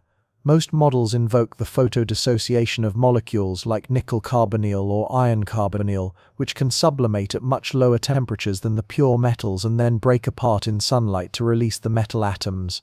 Another possibility is that submicron grains containing metallic phases are heated to very high temperatures by absorbing concentrated solar flux, reaching a thermal equilibrium temperature that allows the metals to sublimate off the grain surface. What makes the behavior of 3I Atlas striking is not the presence of nickel, which has been seen in other comets, but the ratio of nickel to iron, and how that ratio evolves with heliocentric distance. The cosmic abundance, the relative amounts of elements produced by stellar nucleosynthesis and distributed throughout the universe, shows about 17 times more iron than nickel. Iron is the most abundant heavy element in the universe after oxygen, silicon, magnesium, and a handful of others. Nickel is relatively common, but significantly less so than iron. Solar system material generally reflects the cosmic abundance unless it has been fractionated by specific processes. Meteorites, which are samples of the solid material that formed planets and asteroids, have iron-to-nickel ratios broadly consistent with the cosmic value. Comets, as primitive bodies formed in the cold outer regions of the protoplanetary disk, should also have compositions that reflect cosmic or near-cosmic metal ratios. If 3-eyed Atlas shows the presence of nickel without iron, or with a very high ratio of nickel relative to iron, then several possibilities arise. 1. The parent material that formed the comet was chemically fractionated in a way that enriched nickel relative to iron. This could happen if the formation environment preferentially condensed nickel-bearing phases, while leaving iron in the gas or in other phases that were not accreted into the nucleus. 2. The mechanism that releases the metal atoms into the coma acts differently on nickel and iron, perhaps because they are bonded into different molecular carriers or grain phases that sublimate or photodissociate at different temperatures or solar flux levels. 3. An observational selection effect makes nickel easier to detect than iron at the wavelength range and sensitivity of the spectrographs being used, creating an apparent abundance anomaly that does not reflect the actual composition. Or 4. The material is not a natural cometary composition, but reflects some kind of processing or engineering that has deliberately altered the metal ratios. Loeb presents the fourth option as a viable hypothesis, pointing to industrial alloys on Earth where nickel is added to iron to create stainless steel, superalloys, and other materials with enhanced properties. He is not claiming that 3I Atlas is made of stainless steel welded together in an alien factory. His argument is more subtle. If the object is an engineered structure designed to survive interstellar travel and close solar approach, its exterior may be coated or constructed from materials chosen for thermal stability, radiation resistance, and mechanical strength. Such materials could have nickel-to-iron ratios that are very different from the cosmic abundance because they are optimized for performance, not to reflect the natural elemental distribution of their source environment. When such a material ablates or spalls under solar heating, the released atoms would carry those engineered ratios into the coma, where spectral analysis would detect them as an anomalous emission compared to natural expectations. This is explicitly speculative, but it is testable speculation. If 3I Atlas continues to show nickel-rich emission as it rounds perihelion and begins its outbound journey, and if higher signal-to-noise spectra confirm that iron remains absent or subordinate, then the case for an unusual composition is strengthened. If future observations detect the emergence of iron at a different heliocentric distance or phase angle, that would support the explanation that nickel and iron come from different carrier phases with different temperature thresholds. And if laboratory studies of analog materials, organometallic compounds, or metal-bearing grains under UV photolysis and thermal cycling can reproduce the observed emission patterns, that would provide a natural pathway. The data is not yet conclusive, which is why Loeb's exceptional framing coexists with the mainstream caution. There is a connection here to Loeb's earlier work on IM-1, the interstellar meteor for which his team recovered fragments from the Pacific. The analysis of metallic spherules recovered from that expedition claimed to find unusual elemental ratios and isotopic signatures, which Loeb interpreted as evidence of an artificial or at least non-solar origin. Independent labs that have examined similar spherules have disputed these interpretations, arguing the ratios are consistent with terrestrial contamination or with misidentified cosmic spherules formed by the ablation of natural meteorites. The controversy over the IM-1 findings has made some in the community skeptical of Loeb's claims about the nickel behavior of 3I Atlas, seeing it as a pattern of finding industrial signatures in data that others interpret as natural variation. This skepticism is fair, but it does not invalidate the spectral measurements themselves, which come from established observatories and are published or pre-printed for community review. What future observations could resolve this nickel question? Higher signal-to-noise spectra obtained over a wider range of heliocentric distances and phase angles would help determine if the nickel-to-iron ratio is truly constant or varies with viewing geometry. Multi-band coverage, including UV spectra, could detect iron emission lines that may be too weak to see in visible light observations. Laboratory measurements of metal emission from cometary analog materials under controlled conditions would calibrate what ratios we should expect from natural processes, and comparative studies of other comets, both solar system and interstellar, if we are lucky enough to detect more, would establish whether the behavior of 3I Atlas is unique or part of a broader class of nickel-rich objects. None of these observations are yet complete, which means the nickel question remains open and provocative. The spectral oddity, combined with the morphological oddity, creates a composite picture that is harder to explain than any single anomaly. The nickel problem tells us that what is coming off this object is chemically unusual. The sunward jet tells us that the way material is being released and distributed is geometrically unusual. Together they point to either exotic physics we do not yet fully understand, or engineering we are not yet willing to seriously consider. The sunward jet and its implications are where we must turn next, because that morphology is not just strange, it's directional, and in nature directionality usually requires either a strong selection pressure or deliberate design. Part 9. The Sunward Jet and the Shadow Tail. In mid-September 2025, the Hubble Space Telescope captured 3I Atlas in images that have fueled months of speculation and analysis. For anyone familiar with the appearance of a typical comet, the morphology was immediately striking. Dust and gas extended preferentially toward the sun, forming what astronomers call an anti-tail, a forward-pointing structure opposite the classic anti-sunward tail that defines the iconic comet silhouette. In the Hubble images, the sunward extension was measured to be roughly 10 times its width. This is an extreme aspect ratio, implying either a highly collimated jet pointing directly at the sun or an extended dust trail viewed nearly edge-on from Earth's vantage point. Geometry is critical to interpreting what we are seeing. At the time of the Hubble observations, the Sun, Earth and 3I Atlas formed a configuration where Earth was only about 10 degrees off the Sun-comet line. This means we were looking almost directly down the sunward axis of the object, seeing the most elongated projection of its sunward structures. If the object had a symmetric coma, we would expect to see a roughly circular or elliptical envelope, perhaps slightly elongated due to dust tail formation. Instead, what Hubble saw was a distinct needle pointing at the sun, with a much weaker, shorter anti-sunward tail trailing behind.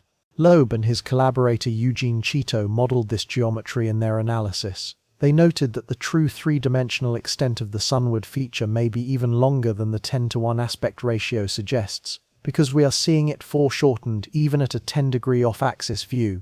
Anti-tails are not unprecedented in solar system comets. They occur when we view a comet's orbital dust trail edge-on, such that particles released earlier in the comet's orbit appear projected in front of the nucleus from our line of sight, even though they are physically trailing behind along the orbital path. The classic example is Comet Arend-Roland in 1957. It showed a prominent spike that appeared to point toward the sun, purely as an effect of the viewing geometry of its dust tail.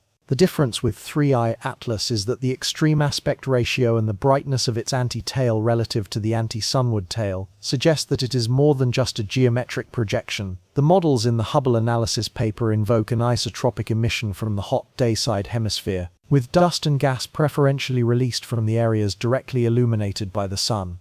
This would create a real physical concentration of material on the sunward side, not just an apparent one due to viewing angle. Anisotropic outgassing is common in comets because nuclei are not uniform spheres with symmetric activity. Active regions, patches of exposed volatile ice, or areas with different thermal properties can concentrate outgassing in specific directions.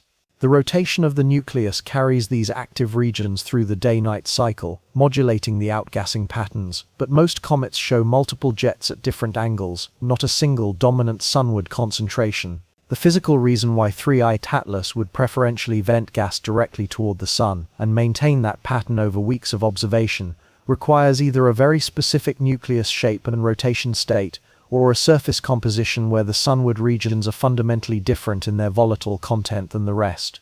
Both are possible within a natural framework, but both deviate from the central tendency of how comets usually behave.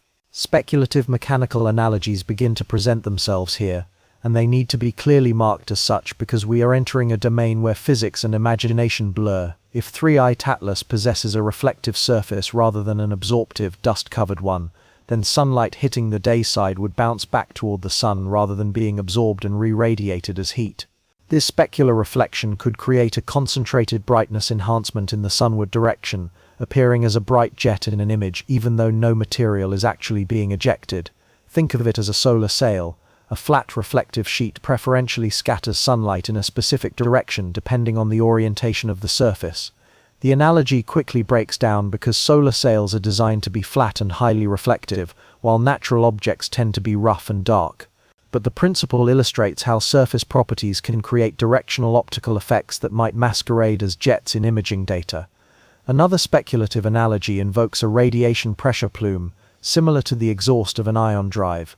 Ion thrusters used for efficient spacecraft propulsion work by accelerating charged particles and expelling them at high velocity. The exhaust plume of an ion engine is highly collimated, forming a narrow beam of material behind the spacecraft. If 3i Atlas was somehow producing a beam of charged particles or ionized gas pointing toward the sun, perhaps as a byproduct of electrical charging in the solar wind, or some kind of active emission system, that beam could appear as a bright sunward extension in optical images. The physics required for this scenario is entirely speculative, with no known natural mechanism that would produce a sustained sunward ion beam from a comet. But if we are considering the artificial hypothesis, some form of directional emission is at least conceptually possible. A third speculative framework considers directional outgassing designed for thermal control. Engineered spacecraft manage heat by using radiators. These are surfaces deliberately oriented to radiate thermal energy into cold space. 3i Atlas is a structure designed to survive close solar approach. It might use the outgassing or sublimation of surface material as an active cooling mechanism, and preferentially direct that emission toward the sun to maximize cooling efficiency. This would be a form of ablative heat shielding, where material boiling off the sunward face carries away thermal energy, preventing the interior from overheating. The chemistry would be critical. Carbon dioxide sublimation, which JWST has confirmed as the dominant volatile, is an excellent coolant because of its high latent heat of sublimation. Using CO2 as an engineered thermal management fluid is not physically absurd, though claiming that 3i Atlas employs engineered thermal control is a huge leap beyond the available evidence. Natural explanations for the anti-tail exist and have been published. A recent preprint that appeared on Arxiv in late September 2025 modeled the sunward morphology of 3i Atlas arc using the anisotropic survival radius of sublimating icy grains. The basic idea is that dust grains released from the nucleus contain embedded ices that continue to sublimate as the grains travel through the coma. Grains on the sunward side experience stronger solar heating and sublimate faster, creating a population of grains that survive longer on the anti-sunward side than on the sunward side. This differential survival can create an apparent concentration of smaller particles or gas in the sunward direction, while the larger grains that resist sublimation form the classic anti-sunward dust tail. This model reproduces the observed morphology of 3i Atlas without invoking artificial structures or exotic physics. It is a natural explanation that expands our understanding of cometary dust dynamics, rather than challenging the fundamental assumption that we are looking at a comet. The question becomes which explanation is more parsimonious: a complex but plausible natural anisotropic process within the bounds of established physics, or an artificial structure that is conceptually simple but requires abandoning the default assumption that interstellar visitors are natural objects. Occam's razor, the principle that the simpler explanation is to be preferred, does not cleanly cut in either direction, because simplicity depends on your priors. If you start with the assumption that interstellar objects are always natural, then even complex natural models are simpler than invoking engineering, because they do not require the extraordinary claim of artificial object crossing interstellar space. If you are agnostic about the origin of interstellar objects, then a simple engineering explanation may be more parsimonious than stacking multiple exotic natural processes. Loeb operates from an agnostic prior. Mainstream astronomy operates from a natural prior. Neither position is wrong in itself, but they lead to very different interpretations of ambiguous data. What new observations could distinguish between the engineered and natural explanations for the sunward morphology? Variability patterns offer one diagnostic. If the sunward jet is tied to the rotation of the nucleus, we should see periodic modulation as active regions rotate into and out of sunlight. Natural jets often show rotational modulation with periods ranging from hours to days, depending on the nucleus size and spin rate. If the sunward feature of 3I Atlas remains stable in its brightness and morphology over timescales longer than a likely rotation period, that would be unusual and potentially diagnostic of a non-rotational mechanism. High-resolution imaging that can resolve the nucleus and near-nucleus jets would show whether the emission is coming from discrete active regions or from a more uniform dayside release. Polarization maps could distinguish scattered sunlight from dust grains and specular reflection from a smooth surface. And spectral monitoring of the sunward feature versus the anti-sunward tail could reveal compositional differences that would help tell whether we are seeing different grain populations or different physical mechanisms. None of these observations have yet been done with high enough resolution and cadence to definitively settle the question. Hubble provided morphology, but not high-time resolution variability. JWST provided composition, but not nucleus-resolving imaging. Ground-based spectroscopy provides metallic emission detections, but not spatially resolved maps of where the emission is coming from. And the Mars flyby, which could have provided a close-up vantage point from orbiters, could have added key information, but as we discussed in the first act, that data has either not been acquired, not been released, or not been processed with high enough priority to appear in public archives. The sunward jet remains an open question, beautiful in its imaging, provocative in its geometry, but ultimately ambiguous in its origin. And that ambiguity is central to why 3I Atlas has captured the public imagination in a way that Comet Borisov never did. Borisov was compositionally strange, showing a chemical signature different from solar system comets, but its morphology was unremarkable. It looked like a comet. It behaved like a comet. 3I Atlas looks like something trying to be a comet, but not quite succeeding. The sunward jet, the blue smudge from Mars, the nickel without iron, the near-ecliptic orbit, all of these elements combine into a whole that feels wrong, even if you can't precisely articulate why. And in that feeling of wrongness, in that gap between what we expect and what we observe, a narrative space opens up that allows for speculation that would be immediately dismissed if the observations were more mundane. We have now examined the object itself, its orbit, its chemistry, its morphology. We have catalogued the 7 anomalies and explored how each one could be natural, artificial, or some combination we have yet to imagine. But there is one more element of the story that we have not fully discussed. It is the element that transforms scientific curiosity into something darker and more conspiratorial: the silence, the gap between what observers expected and what institutions delivered, the perception, right or wrong, that information is being withheld, manipulated, or delayed for reasons that go beyond normal scientific caution. That perception, and the fertile ground it creates for speculation about cover-ups and hidden truths, is what we must confront next. Because if 3I Atlas really is unusual, the question is not just what it is, the question is who gets to control the story of its discovery, and what happens when that control breaks down. Part 10. The Cover-Up in Plain Sight. A.V. Loeb, in his pre-flyby Medium articles, had set the expectations in clear detail. The high-rise camera on the Mars Reconnaissance Orbiter could provide diameter constraints with an effective resolution of about 30 kilometers per pixel. ESA's Mars Express and the ʻOumuamua Trace Gas Orbiter could contribute spectral data across infrared wavelengths. Perseverance's Mastcam-Z and other instruments could capture night sky observations if mission planners allocated the time. The observation window spanned October 1st to 7th, bracketing the October 3rd closest approach date. Multiple independent platforms, multiple viewing geometries, multiple spectral capabilities, all pointed at a target that had been tracked and predicted for months. The community expected a data bonanza. What arrived was a trickle of information, and then the single stacked image leaked completely outside official channels. In the aftermath of the closest approach, public data sources for the NASA Mars missions remained silent. The daily or near-daily updates of raw images from Perseverance continued, but they showed rocks, wheel tracks, and Martian landscapes. No obvious night sky image frames with a faint interstellar visitor. No press release announcing either a detection or a non-detection. No curated gallery of beautifully processed composites showing 3i Atlas against the backdrop of the Martian sky.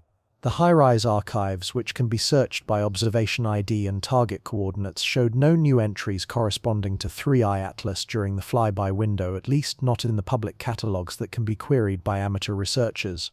The Mars Express data sources remain technical and unlabeled, making it difficult to search for a specific target without inside knowledge of the observation plan. And the ʻOumuamua Trace Gas Orbiter (TGO), as the youngest of the Mars orbiters with still relatively new science operations, remains focused on atmospheric trace gas measurements with no public indication that it had attempted interstellar object observations. This silence is perfectly explainable within the framework of normal mission operations. We need to be fair about this, even as we probe why the silence feels louder than neutral. Data analysis takes time, especially for non-standard observations that are not part of the original mission plan. The Mars orbiters and rovers have primary objectives that relate to Martian science, geology, atmosphere, climate, astrobiology, and resource prospecting for future human missions. Observing a transient interstellar visitor is a bonus, a target of opportunity scheduled when time and spacecraft pointing allow, but it does not take priority over core objectives. When data from these bonus observations is downlinked, it goes into a processing queue behind higher priority datasets. Calibration requires matching the instrument pointing with a precise ephemeris for the target, which means waiting for the observers on Earth who are tracking 3i Atlas to update the orbital solution, and quality assurance requires checking for instrumental artifacts, cosmic ray hits, and processing errors before announcing either a detection or a non-detection. All of this takes days to weeks, not hours, but the time lag between expectation and delivery creates fertile ground for alternative narratives. The US government shutdown, which began on September 30th and affected parts of NASA's operations, became a convenient explanatory hook. While a shutdown does not stop deep space mission operations or data collection, public affairs offices are scaled back during a shutdown. Press releases are delayed, non-essential personnel are furloughed, which can slow down the human-intensive process of curating data for public release. But the spacecraft continue to run, the telemetry continues to flow to ground stations, and mission-critical analysis continues. The effect of a shutdown is more on communication than on capability, but in a story already primed for conspiratorial thinking, a communication delay regardless of the actual cause looks like deliberate suppression. The dissemination cycle that amplified ʻOumuamaua's leaked Mastcam-Z stack also amplified the narrative about institutional silence. The posts on Blue Sky were filled with speculation about why official data wasn't forthcoming. Reddit communities debated whether the Mars orbiters had even observed the target, or if the observation plan had been quietly cancelled. YouTube creators produced videos with titles like "Is NASA hiding evidence of an interstellar probe?", using the very real absence of public data releases as supporting evidence for a cover-up hypothesis. And outlets like The Debrief published articles that carefully walked the line between reporting on the community speculation and endorsing it, giving a platform to the questions without necessarily claiming to have the answers. Each cycle of amplification added distance from the technical reality of normal data processing timelines and built a social reality where silence equals malfeasance. Historical parallels both temper this suspicion and feed it. After ʻOumuamua was discovered in October 2017, the ambiguity about its nature, composition, and origin lasted for months. Initial observations showed a light curve consistent with a tumbling, highly elongated object. Subsequent astrometry revealed a non-gravitational acceleration that could not be explained by typical cometary outgassing because no coma was detected. Loeb's hypothesis, published in 2018, that ʻOumuamua could be an artificial light sail, sparked a fierce debate that continues to this day. Throughout that period, data releases were slow, analyses were contested, and the gap between initial detection and scientific consensus allowed speculation to flourish. The ambiguity was real, but it stemmed from observational limitations and genuine scientific uncertainty, not from institutional suppression. A similar trajectory was followed by IM-1, the interstellar meteor detected by US government sensors, declassified and analyzed by Loeb's team, and ultimately the subject of an undersea recovery expedition that claimed to have retrieved potentially interstellar metallic spherules. Those claims were immediately contested by researchers who argued the spherules were either terrestrial contamination or misidentified cosmic spherules from regular meteorites. The lab analyses disagreed on isotopic ratios and elemental compositions. Loeb maintained that his team's findings supported an artificial or at least anomalous origin. Critics maintained that the data was consistent with natural explanations and that the extraordinary claims were built on ordinary measurements. The controversy remains unresolved, but it established a pattern. Loeb's public writing preceding formal peer review, institutional scientists pushing back on what they see as speculative interpretations, and the public watching the scientific debate unfold in real time through Medium posts and preprints rather than waiting for journal publications. 3i Atlas fits this pattern perfectly. Loeb's articles stack anomalies and pose questions in advance of official agency statements. Ambiguous observations, like the leaked Mars stack, bypass the validation process and achieve viral velocity, and institutional silence, whether born of caution, processing delays, or shutdown logistics, is interpreted as evidence rather than an absence of it. The public narrative gets ahead of the scientific one, creating expectations that institutions then have difficulty meeting because their timelines are measured in weeks, while social media operates in hours. Is there any scenario in which an agency would actually withhold data showing something extraordinary? The question is inherently conspiratorial, but it is worth considering seriously because the answer informs how we interpret the silence. If initial imaging from HiRISE or Mars Express showed a morphology clearly inconsistent with a natural comet, sharp edges, regular geometric patterns, or a reflectivity that screamed machine, would the agencies immediately release that data to the public, or would they first conduct an internal review, consult with experts, check for instrumental artifacts, and possibly coordinate with other agencies before making any statement? The prudent answer is that extraordinary data would be subject to extraordinary review before release, not from an instinct to cover up, but because the consequences of being wrong in either direction are immense. Prematurely announcing something as artificial that turns out to be a natural comet with unusual properties would damage credibility and fuel conspiracy theories. Prematurely dismissing a real anomalous feature as an artifact would delay scientific understanding and could hide information of profound importance.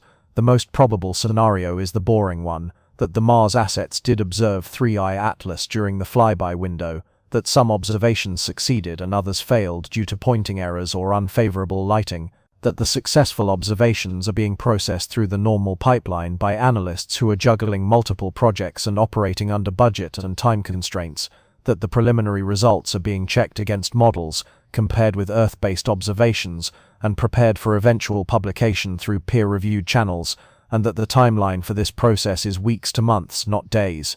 When the results emerge, they will likely show that 3i Atlas is consistent with an exotic but natural comet, expanding our understanding of interstellar object diversity without requiring an artificial hypothesis.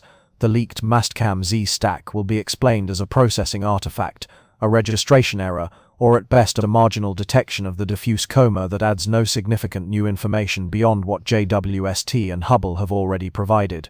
But this boring scenario satisfies no one who is emotionally invested in the mystery.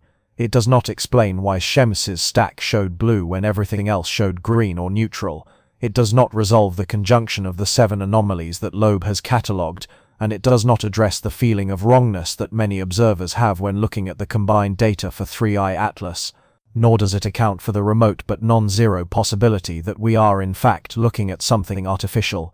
that the silence is genuine caution in the face of a paradigm-shifting discovery, and that the leaked image represents not an artifact but a glimpse of truth that slipped through the cracks of institutional control. We are at a turning point in the narrative. Act 2 has presented the object and its strangeness, the precision of its orbit, the oddity of its chemistry, the peculiarity of its morphology, and the information dynamics surrounding it. Act 3 must confront the implications. If 3I Atlas is just an exotic comet, what does it teach us about interstellar space and the formation of planetary systems?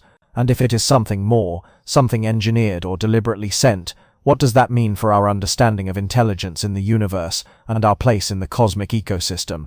And how do we, as individuals without access to classified data or inside information, navigate the space between what we are told and what we suspect? These are the questions to which we must now turn, because the smudge from Mars, real or not, has changed the conversation. It has made the unthinkable thinkable, and once you cross that threshold, there is no easy way back. Part 11. Mars, the silent witness. If the leaked stack is real, if Perseverance's Mastcam Z really did capture 3I Atlas moving across the Martian night, then Mars itself becomes the single most important witness in this entire affair. Not because Mars is special, astronomically, but because Mars offers avenues for verification that are unavailable from Earth. Proximity matters, geometry matters, and most critically, control of the narrative matters when you are dealing with claims that challenge fundamental assumptions about what moves between the stars. The secondary lines of corroboration exist and can be named, even if accessing them proves difficult. The Mars orbiters, particularly the Mars Reconnaissance Orbiter with its high-rise camera, had a closer vantage point on 3I Atlas during the October 3rd flyby than any Earth-based telescope. At closest approach, Mars was 29 million kilometers from 3I Atlas. At that point in the two planets' orbits, Earth was 150 million kilometers from Mars. Combined with the changing geometry as 3I Atlas moved through the inner solar system, the Mars observations could potentially offer spatial resolution and brightness sensitivity that are unattainable from Earth. If HiRISE successfully imaged the target, the data should show either a point source, an extended coma, or nothing, depending on the true nature and brightness of the object. A point source would imply a compact structure, an extended coma would confirm the natural comet hypothesis, and nothing would suggest the object was fainter than predicted, or that a pointing error prevented detection. Spectral analysis from the Mars orbiters adds a compositional constraint. Mars Express carries Omega, a visible and infrared mineralogical mapping spectrometer that, in principle, could have captured a spectrum of 3I Atlas if an observation was planned and executed. The instruments on the ExoMars Trace Gas Orbiter, designed for atmospheric analysis, are less well suited to point source spectroscopy, but could have attempted a measurement during the flyby window. These observations would complement the JWST compositional findings, potentially revealing differences in coma chemistry as seen from the closer vantage point of Mars. If the CO2 to water ratio varied with viewing geometry, or if the relative strength of the metallic emission lines was different as seen from Mars and Earth, that would inform models of the coma structure and outgassing mechanisms. Perseverance itself could have attempted repeat observations after the initial leaked stack. The rover operates autonomously between command uploads, but mission planners can schedule sequences days in advance. If the October 4th stack really did detect 3I Atlas, planners could have commanded additional night sky imaging on subsequent nights to track the object's motion and confirm the detection. The fact that no subsequent stacked images have publicly appeared suggests either that no follow-up was ordered, that it was ordered and failed, or that it succeeded and is being held for a coordinated release. Each of these possibilities has implications. No follow-up suggests either that mission planners did not believe the initial detection, or that rover resources were prioritized elsewhere. A failed follow-up suggests the detection threshold was marginal, and success was sensitively dependent on atmospheric conditions and pointing precision, and a successful follow-up held for coordinated release would suggest that the agencies are treating this as a major discovery that requires careful presentation. The agency roles surrounding the October 1st to 7th observation window are, at least in principle, multinational and multifaceted. NASA operates MRO and Perseverance. ESA operates Mars Express and the ExoMars Trace Gas Orbiter. Data sharing agreements between space agencies mean that a significant discovery by one mission is often communicated to others, allowing for coordinated observation campaigns and cross-validation. If NASA's assets detected something unusual during the 3I Atlas flyby, ESA would likely have been notified and could have contributed independent observations or analysis. The multinational character of Mars exploration means that a coordinated suppression scenario would require a conspiracy that crosses agencies, cultures, and bureaucratic structures that are not naturally aligned. This does not make coordination impossible, but it raises the requirements for maintaining operational silence across multiple independent organizations. The optics of a government shutdown plus a high-stakes claim create a perfect ecosystem for rumors, and we are living in it. When the US government shutdown coincided with the Mars flyby window, it provided a ready-made explanation for why NASA's public communication channels went quiet, but the shutdown did not affect ESA's operations. Mars Express and the ExoMars Trace Gas Orbiter continued to function normally, their data continued to be collected and archived, and their science teams in Europe faced no shutdown-related restrictions. If the European assets had detected something extraordinary, there would be no shutdown-related reason to delay an announcement. The fact that no announcement from ESA has emerged suggests either that the European observations were not successful, that they showed nothing unusual, or that they are being held for the same reasons that might explain the NASA silence. Explaining a multinational silence with simple shutdown logistics is more challenging and fuels speculation that the reasons for the delay go beyond bureaucratic convenience. Geometry gives Mars a unique advantage that Earth-based telescopes lack. The orbit of 3I Ketles carried it across the leading hemisphere of Mars during the flyby, meaning Mars was in a line of sight that favored viewing the object's leading face, the hemisphere facing in the direction of its motion through space.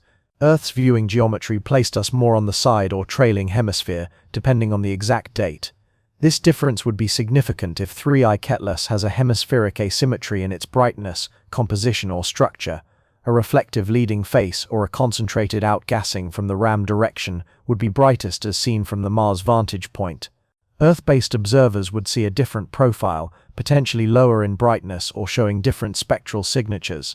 A lack of coordination between the apparent brightness or color as seen from Mars and Earth could in itself be diagnostic, revealing structure and asymmetry that would be invisible if we only had one viewing geometry.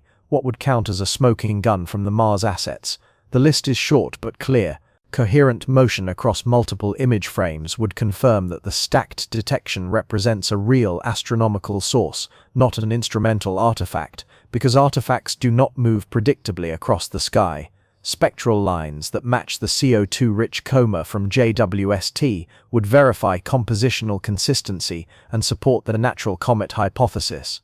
Spectral lines that do not match JWST, especially if they show metallic emission or absorption features inconsistent with cometary chemistry, would demand an exotic explanation. A brightness profile inconsistent with an extended diffuse coma, especially if it shows a compact source or structured light distribution, would challenge the natural models. And a color consistent or inconsistent with the blue smudge, as determined by multiband photometry rather than a processed RGB stack, would resolve whether the color anomaly is real or an artifact. As of early October 2025, none of this smoking gun evidence has appeared in public data releases. That absence is the silence that fuels the speculation. We are left in a state of ambiguity, where the leaked stack exists as a social fact, circulating and debated in communities, but unconfirmed or refuted by the additional data that could settle the matter. This state of ambiguity could last for weeks or even months, until the agencies either release the results of the Mars flyby or attention shifts to other controversies. But for those who are paying attention, for those who followed the ambiguity of ʻOumuamua and the controversy of IM1, the pattern is familiar and frustrating. The important questions are left unanswered, not because the data doesn't exist, but because data pipelines and institutional caution create a time gap that speculation rushes in to fill. Mars, the silent witness, its orbiters and rovers may hold the information that could either settle the debate or deepen the mystery. That information exists somewhere in telemetry streams and archive servers, waiting for human analysis and interpretation. Whether it emerges in days, weeks, or months depends on priorities we cannot see, and decisions in which we have no part, and in that gap between the event and the revelation, the narratives we construct may or may not survive the test of the eventual data. The leaked smudge has already shaped those narratives, transforming 3I Atlas from an interesting interstellar comet into a Rorschach test in which believers see confirmation and skeptics see artifacts, and both sides use the silence from Mars as evidence for their position. We need to step back now and connect 3I Atlas to the broader pattern that began with ʻOumuamua and continued with IM1. Because if 3I Atlas is just the latest in a series of interstellar visitors that do not quite fit our expectations, then either our expectations are very poorly calibrated, or we are witnessing the early stages of a revelation that will reshape how we understand our place in the universe. That pattern, and what it might mean, is where we must turn next. Part 12. From ʻOumuamua to Atlas, a pattern emerges. 3 data points are not enough for a trend, but they are enough to start wondering if what we are seeing is statistical noise or the first hints of a signal. In October 2017, 1I ʻOumuamua arrived, the first confirmed interstellar object to pass through our solar system. Its discovery was serendipitous, a faint point of light moving against the background stars, captured by the Pan-STARRS Survey telescope in Hawaii. Initial observations suggested it was an asteroid, a rocky body without the characteristic gas and dust coma of a comet. But its trajectory and subsequent non-gravitational acceleration did not quite fit the asteroid hypothesis. The acceleration, measured as a deviation from a purely Keplerian orbit, required either asymmetric outgassing, like a comet, or some other force acting on the object. The non-detection of a coma, even in deep imaging, ruled out typical cometary outgassing. Loeb and his collaborator Shmuel Bialy published a paper in 2018 proposing that the acceleration could be explained if Oumuamua was a light sail, a thin reflective sheet pushed by solar radiation pressure. This hypothesis was highly controversial and roundly criticized by most astronomers as unnecessary, given that faint outgassing from volatiles that do not produce a visible coma could also explain the acceleration. But the paper opened a door that subsequent observations never fully closed. IM1, or Interstellar Meteor 1, entered the story through a different pathway. In January 2014, US government sensors designed to detect nuclear explosions recorded a meteor entering Earth's atmosphere over the Pacific Ocean. Years later, Loeb's team analyzed the velocity and trajectory of this meteor using declassified data and inferred an interstellar origin based on its hyperbolic orbit. The material strength inferred from the way the meteor broke apart during atmospheric entry hinted at an unusual composition, possibly metallic rather than typical stony or icy meteorite material. Loeb organized and led an undersea expedition to the impact site, recovering magnetic spherules from the sediment that he claimed showed isotopic and elemental ratios inconsistent with solar system material.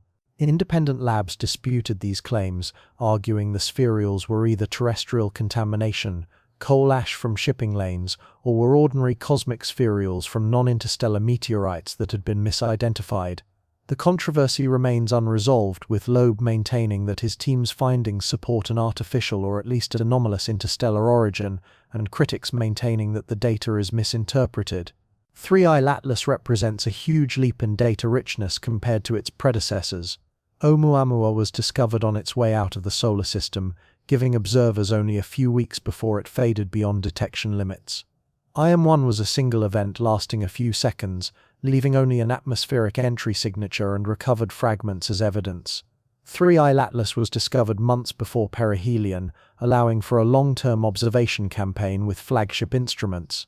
The spectral analysis from JWST provides a compositional certainty that was lacking for Oumuamua. The morphology from Hubble reveals structure that was invisible in Oumuamua's point source appearance. The ground-based spectroscopy detects metallic emission that neither of the previous two showed, and the Mars flyby offered a close approach opportunity that neither of the first two objects provided. 3I Atlas is the most data-rich interstellar visitor we have ever studied, and yet perhaps because of that richness, it is also the most ambiguous in its interpretation. The collection of anomalies that set 3I Atlas apart from a typical solar system comet is more dramatic than the deviations of the previous two objects from their comparison groups. Oumuamua's weirdness was primarily dynamical, non-gravitational acceleration without a visible coma. IM1's weirdness was compositional, in the inferred material strength and the claimed isotopic anomalies. 3i Atlas combines dynamical, compositional, and morphological strangeness in a single package. The near-ecliptic orbit and multiple planetary encounters echo ʻOumuamua's surprising approach geometry.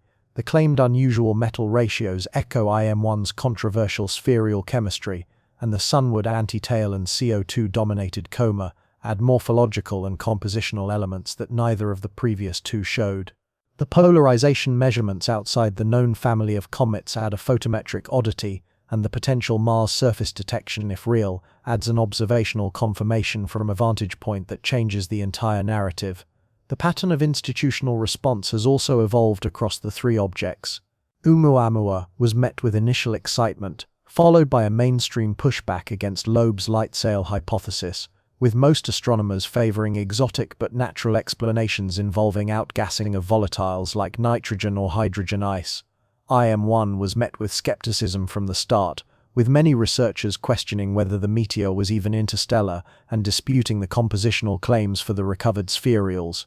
3i Atlas has prompted a more complex response, with mainstream scientific papers framing it as an unusual but natural, CO2-rich comet, while Loeb's parallel narrative frames it as potentially artificial, or at least worthy of seriously considering that hypothesis. Press releases from both NASA and ESA have emphasized the cometary interpretation, highlighting the JWST compositional findings and explaining the sunward morphology with natural outgassing models. Media coverage has split into two camps, one emphasizing the mainstream comet story and the other amplifying Loeb's anomaly framework. In late September, The Guardian published an article that explicitly pushed back against the alien tech explanation, quoting astronomers who argued that the features of 3i Atlas, while unusual, are consistent with the natural diversity of the comet population. The article noted that CO2-rich comets exist in the solar system, that sunward anti-tails have natural explanations, and that attributing the anomalous features to an artificial origin requires far stronger evidence than currently exists. This kind of institutional reassurance, delivered through credible news channels, serves a role in the information ecosystem. It provides a counter-narrative to the speculation and grounds the public understanding in expert consensus, even if that consensus is less dramatic than the alternative frameworks. The Galileo Project, Loeb's research initiative focused on the systematic search for technological signatures of extraterrestrial civilizations, has a public posture of maintaining an open but not empty mind. Its motto acknowledges that extraordinary claims require evidence, but argues that it is unscientific to preferentially rule out the artificial hypothesis before examining the evidence. This framing positions Loeb and his collaborators as methodological skeptics rather than believers, willing to follow the data where it leads rather than constraining interpretation to fit comfortable assumptions. Critics argue that this posture is asymmetric, that Loeb's emphasis on the artificial hypothesis while downplaying natural alternatives gives the public an impression of evidence for artificiality that the data does not support. The debate is as much about scientific methodology and communication as it is about the specific observations. The pattern that emerges across ʻOumuamua, IM1 and 3i Atlas is one of escalating ambiguity and richness. Each successive interstellar visitor has provided more data, more opportunity for detailed characterization, and more features that challenge simple classification. If this pattern continues, future interstellar objects will be detected earlier, observed more comprehensively, and yield even richer datasets that will either resolve the ambiguities or deepen them. Whether this trajectory leads to a consensus that interstellar objects are naturally diverse in ways we did not anticipate, or to a growing body of evidence that a subset of interstellar visitors are artificial, remains to be seen. But 3i Atlas, with its robust observations and persistent anomalies, has become the sharpest test case yet for how we navigate the space between natural and artificial explanations. We need to lay out the scenarios explicitly now. What are the competing explanations for 3i Atlas, and what would it take to decide between them? This is the theoretical work of the next part, followed by an exploration of why this particular case feels qualitatively different from previous controversies, and what that difference tells us about our readiness to confront possibilities we have spent our history ignoring. Part 13. The Theoretical Scenarios. Three competing frameworks attempt to contain everything we have observed about 3i Atlas, and each one carries implications that extend far beyond a single object. Let's examine them with the appropriate caution. Because choosing between these scenarios is not just an academic exercise, It is a statement about what we believe is possible in the universe and how we interpret ambiguous evidence. Scenario A frames 3I Atlas as a natural megacomet, an exotic but fundamentally ordinary object formed by processes we understand, even if we have not seen their exact product before. The CO2-rich composition, robustly established by JWST's near-infrared spectra, fits perfectly within this framework. The 8:1 ratio of CO2 to water found by JWST, while much higher than typical solar system comets, is explainable if 3I Atlas formed beyond the CO2 snowline in its home planetary system. The CO2 snowline is further from a star than the water snowline because CO2 requires lower temperatures to freeze. Objects forming in this cold outer region would accrete CO2-rich ice, while water ice had long since been lost to earlier heating or was simply not abundant at that orbital distance. The mapping of the CO2 coma by SphereX to distances of over 348,000 kilometers confirms vigorous, sustained outgassing consistent with a large, volatile-rich nucleus responding to solar heating on its approach to perihelion. The sunward anti-tail, modeled in the Hubble Space Telescope analysis as an isotropic outgassing from the hot dayside hemisphere, fits naturally into this framework. Comets with irregular shapes and non-uniform surface compositions often show jets and morphological asymmetries. The extreme aspect ratio of the sunward feature of 3I Atlas pushes the envelope of typical expectations but does not break them. Recent preprints that model the formation of the antitail through the differential sublimation rate of icy dust grains provide a physical mechanism that can reproduce the observed morphology without invoking exotic processes. Sunward-facing grains sublimate faster, creating an apparent concentration of material in that direction even if the actual outgassing pattern is more symmetric. This is subtle physics, but it is well within the category of natural cometary behavior. The polarization measurements while placing 3I Atlas outside the known families of comets in parameter space are still compatible with natural dust grain populations if unusual size distributions, shapes, or compositions are allowed. Polarization is sensitively dependent on grain properties, and with a reference sample of only a few dozen well-characterized comets, the parameter space of natural dust is surely larger than what we have already mapped. 3I Atlas may simply be showing us a dust population we have not encountered before, expanding our understanding of what cometary grains can look like rather than implying an artificial origin.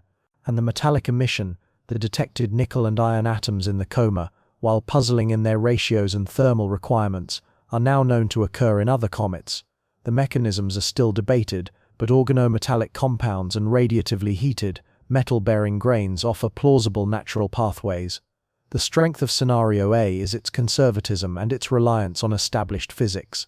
It requires no new fundamental processes, no abandonment of the assumption that interstellar visitors are natural objects, and no invocation of intelligence or engineering. Its weakness is equally apparent. It requires stacking multiple unusual features, each one in the tail of a natural distribution, into a single object. The high CO2 content, the extreme anti-tail morphology, the unusual metal ratios, the anomalous polarization, the near-ecliptic orbit, all are individually explainable, but collectively improbable.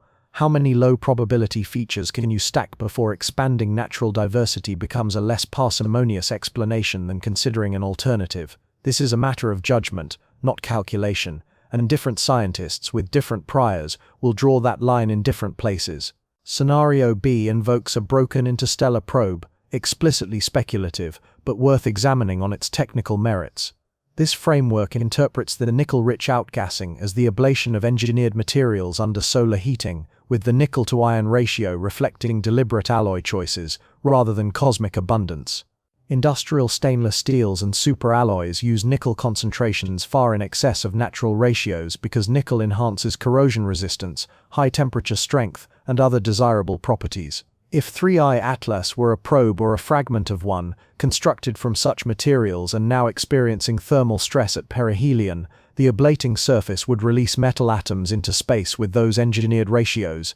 Spectral analysis would detect those atoms and see them as an anomalous emission. This is exactly what Loeb claims to be seeing in the spectra of 3I Atlas. The sunward anti-tail in this framework becomes either an artifact of thermal management or a feature of radiation pressure.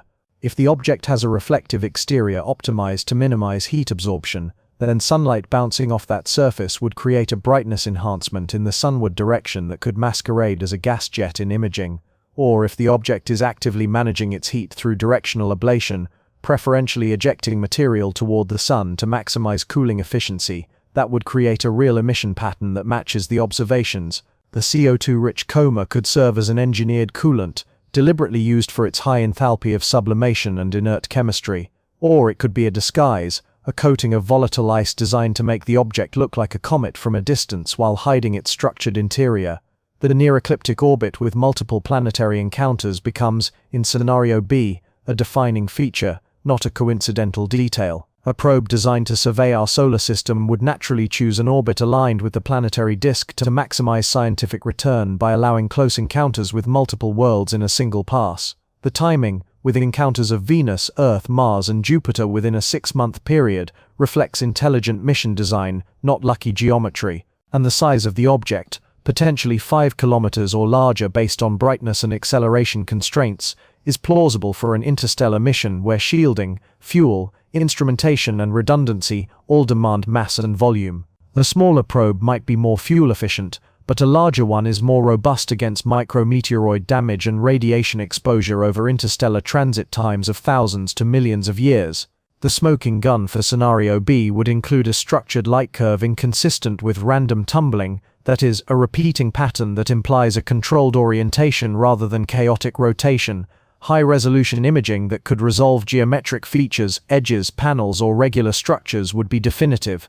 Spectral detection of emission or absorption lines with no natural explanation, synthetic molecules or isotopic ratios that cannot be produced by stellar nucleosynthesis or natural chemistry would force a serious consideration of an artificial origin, and radio emission or modulated visible light signals would be a smoking gun. None of these have been detected, which does not disprove the hypothesis but means it relies on interpreting ambiguous data rather than on clear positive evidence.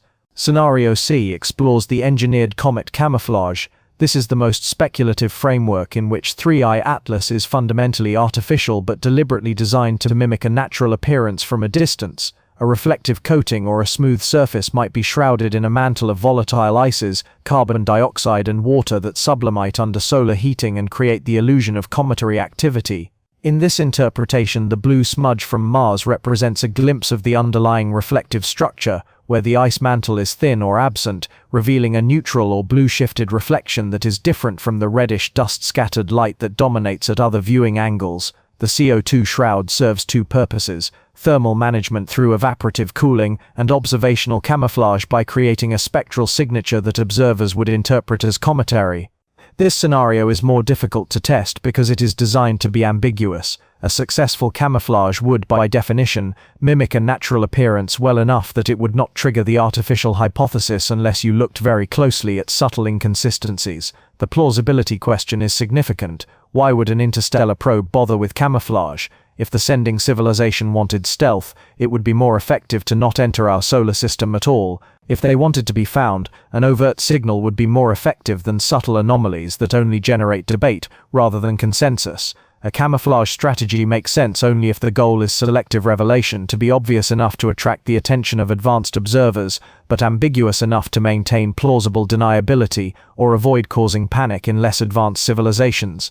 This kind of game-theoretic reasoning about alien intent is inherently speculative, but it is the logical space in which scenario C exists.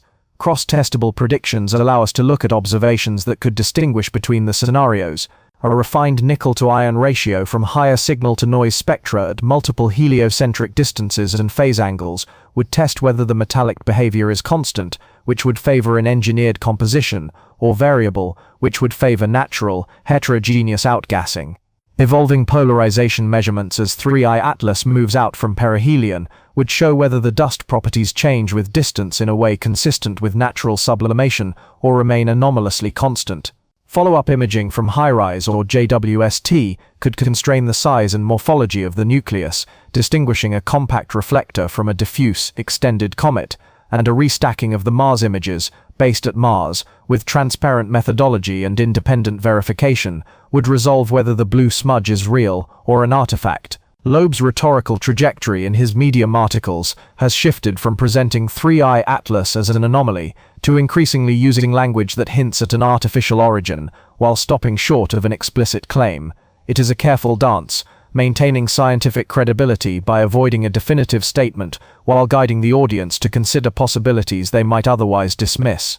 The strategy is effective, judging by the public attention that Three-Eye Atlas has garnered, far in excess of that for Comet Borisov, despite both being interstellar comets. Whether it serves science or sensationalizes ambiguity depends on your perspective.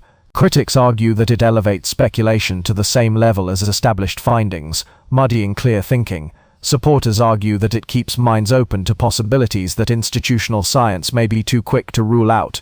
These scenarios reveal a fundamental question about evidence and interpretation. How much ambiguity can we tolerate before considering exotic explanations? How many anomalies need to stack up before natural diversity becomes a less parsimonious framework than artificial design? There is no objective answer, because the question involves prior assumptions about the base rate of artificial versus natural objects in interstellar space.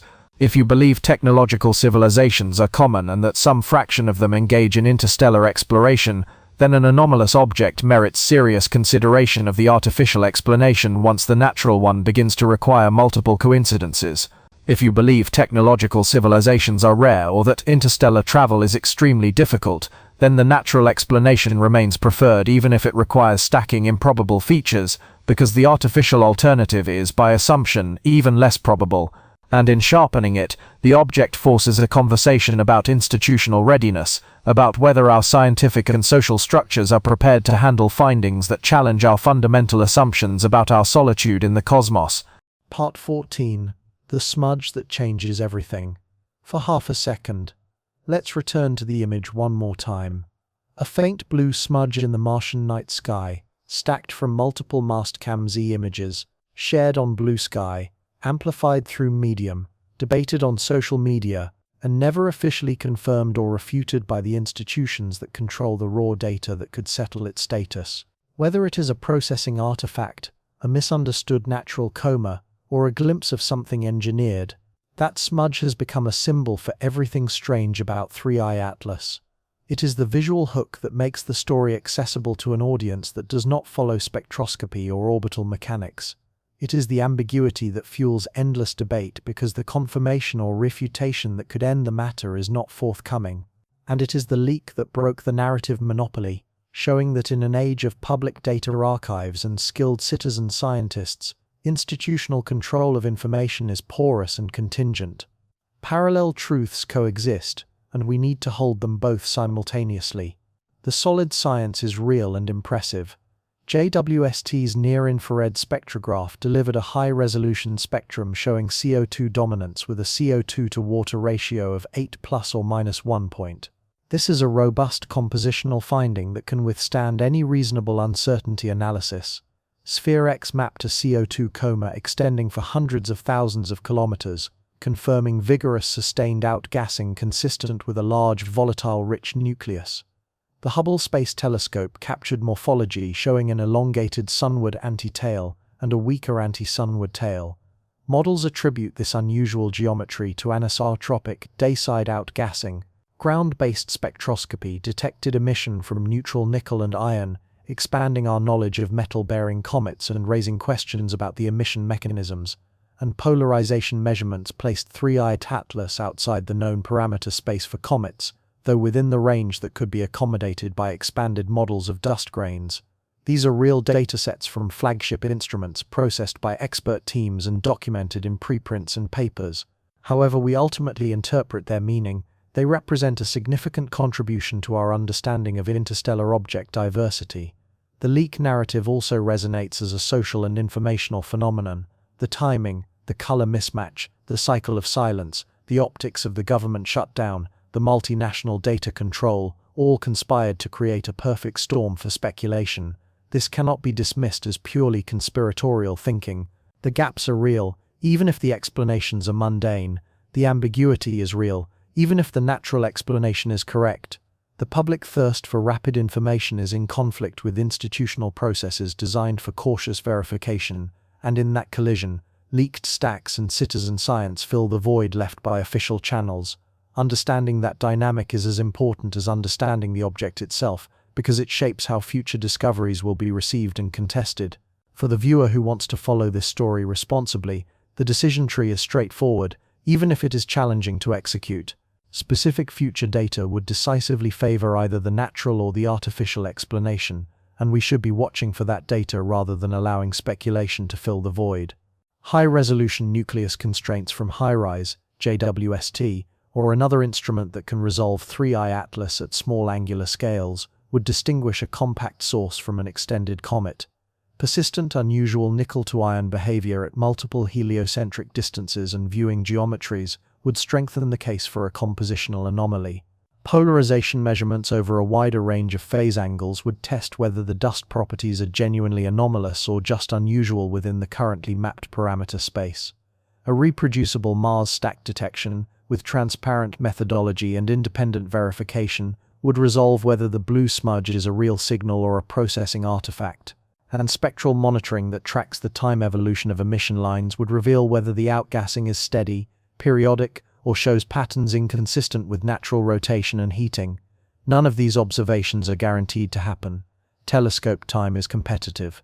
Mars mission planners have primary objectives unrelated to transient interstellar visitors, and budgets limit what follow-up campaigns can be mounted. 3I Atlas is dimming as it moves out from perihelion, making future observations increasingly difficult. The window for a definitive measurement may close before we get an answer, leaving 3I Atlas, like ʻOumuamua, permanently ambiguous, a tantalizing case study that neither confirms nor refutes exotic hypotheses, but shows how little we still know about interstellar space and the travelers within it. The smudge might not be hiding what's there, it might be hiding what we're not yet ready to see. Here is the thought experiment to end our journey.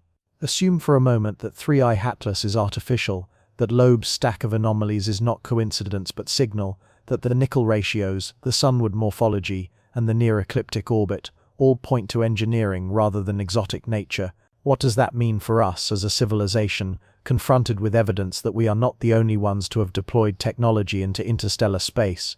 The implications would ripple outward in both practical and existential directions. Practical because it would validate efforts like the Galileo project and shift resource allocation toward the systematic search for techno-signatures.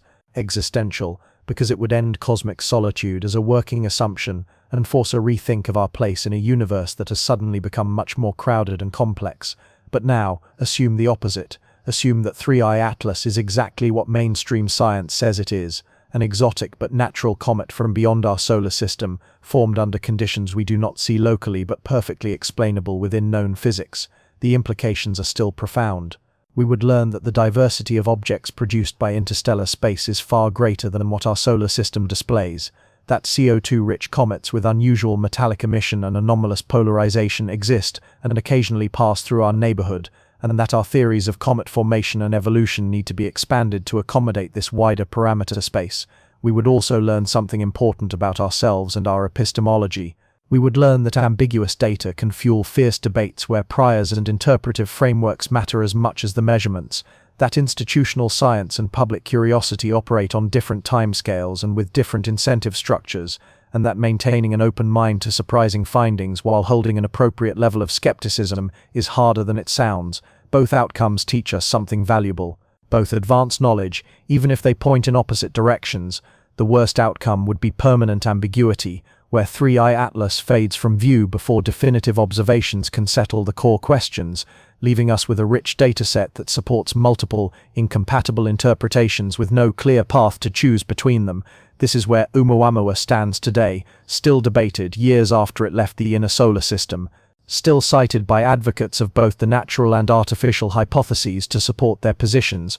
3I Atlas risks the same fate unless follow-up observations can be brought to bear in time. The call to action is simple: watch for the specific releases that matter, monitor the Mars Reconnaissance Orbiter archives for the appearance of HiRISE constraints, check for JWST or ESA emission, follow the follow-up observations that appear in preprints or press releases, look for independent analyses of the Mastcam-Z images if NASA makes them publicly available with enough metadata for reproducibility, Watch whether the nickel-to-iron ratio holds or changes as more spectra are published. Track whether the polarization measurements are refined with additional observations. These are the data points that can change the game, that will either resolve the ambiguity or deepen it, and while you watch the data, maintain an appropriate level of cognitive humility. We do not know what 3i Atlas is. We have measurements, models, and interpretations, but the number and precision of the measurements are finite. The models contain assumptions, and the interpretations reflect the different priors of different observers. The blue smudge from Mars, real or not, has already changed the conversation by making the unthinkable thinkable. It has made millions of people aware that interstellar objects pass through our solar system, that we can observe them with increasingly sophisticated instruments, and that what we find may surprise us in ways that challenge our comfortable assumptions. That shift in public consciousness is valuable, even if 3i Atlas turns out to be a natural comet. It prepares us for a future in which the detection of interstellar visitors becomes routine, in which ambiguous cases like this will recur with higher frequency, and in which we will need frameworks for thinking about evidence and inference that most of us have not yet built. Maybe the smudge is showing us exactly what's there, a faint detection of a CO2 coma, seen from the unique vantage point of Mars during a close approach, dyed blue by a processing choice that does not reflect physical reality. Maybe it's showing nothing at all, a product of stacking methodology or an instrumental quirk that happened to fall on the coordinates where we expected to find something. Or maybe, just maybe, it is showing us what Loeb has been hinting at all along. A glimpse of light reflecting off a surface that was not formed by accretion in a protoplanetary disk, but was shaped with intent in a manufacturing facility in orbit around some distant star, launched toward our solar system thousands or millions of years ago, and only now revealing the barest hints of its true nature to observers skilled enough or lucky enough to notice the discrepancies. We do not know which it is, we cannot know which it is, not yet at least, and maybe not ever. If the follow-up observations do not materialize or do not resolve the ambiguity, what we can know is this: 3i Atlas represents a test case for how we handle discoveries that exist in the liminal space between the natural and the artificial, the comfortable and the unsettling, what we expect to find and what we may actually be seeing. How we navigate that space, as scientists, as journalists, and as engaged citizens, will shape not just our understanding of this particular object, but our readiness for whatever comes next. Because whether 3i Atlas is the third natural interstellar comet, or the first confirmed artificial interstellar probe, it will not be the last strange thing we detect moving through our cosmic neighborhood.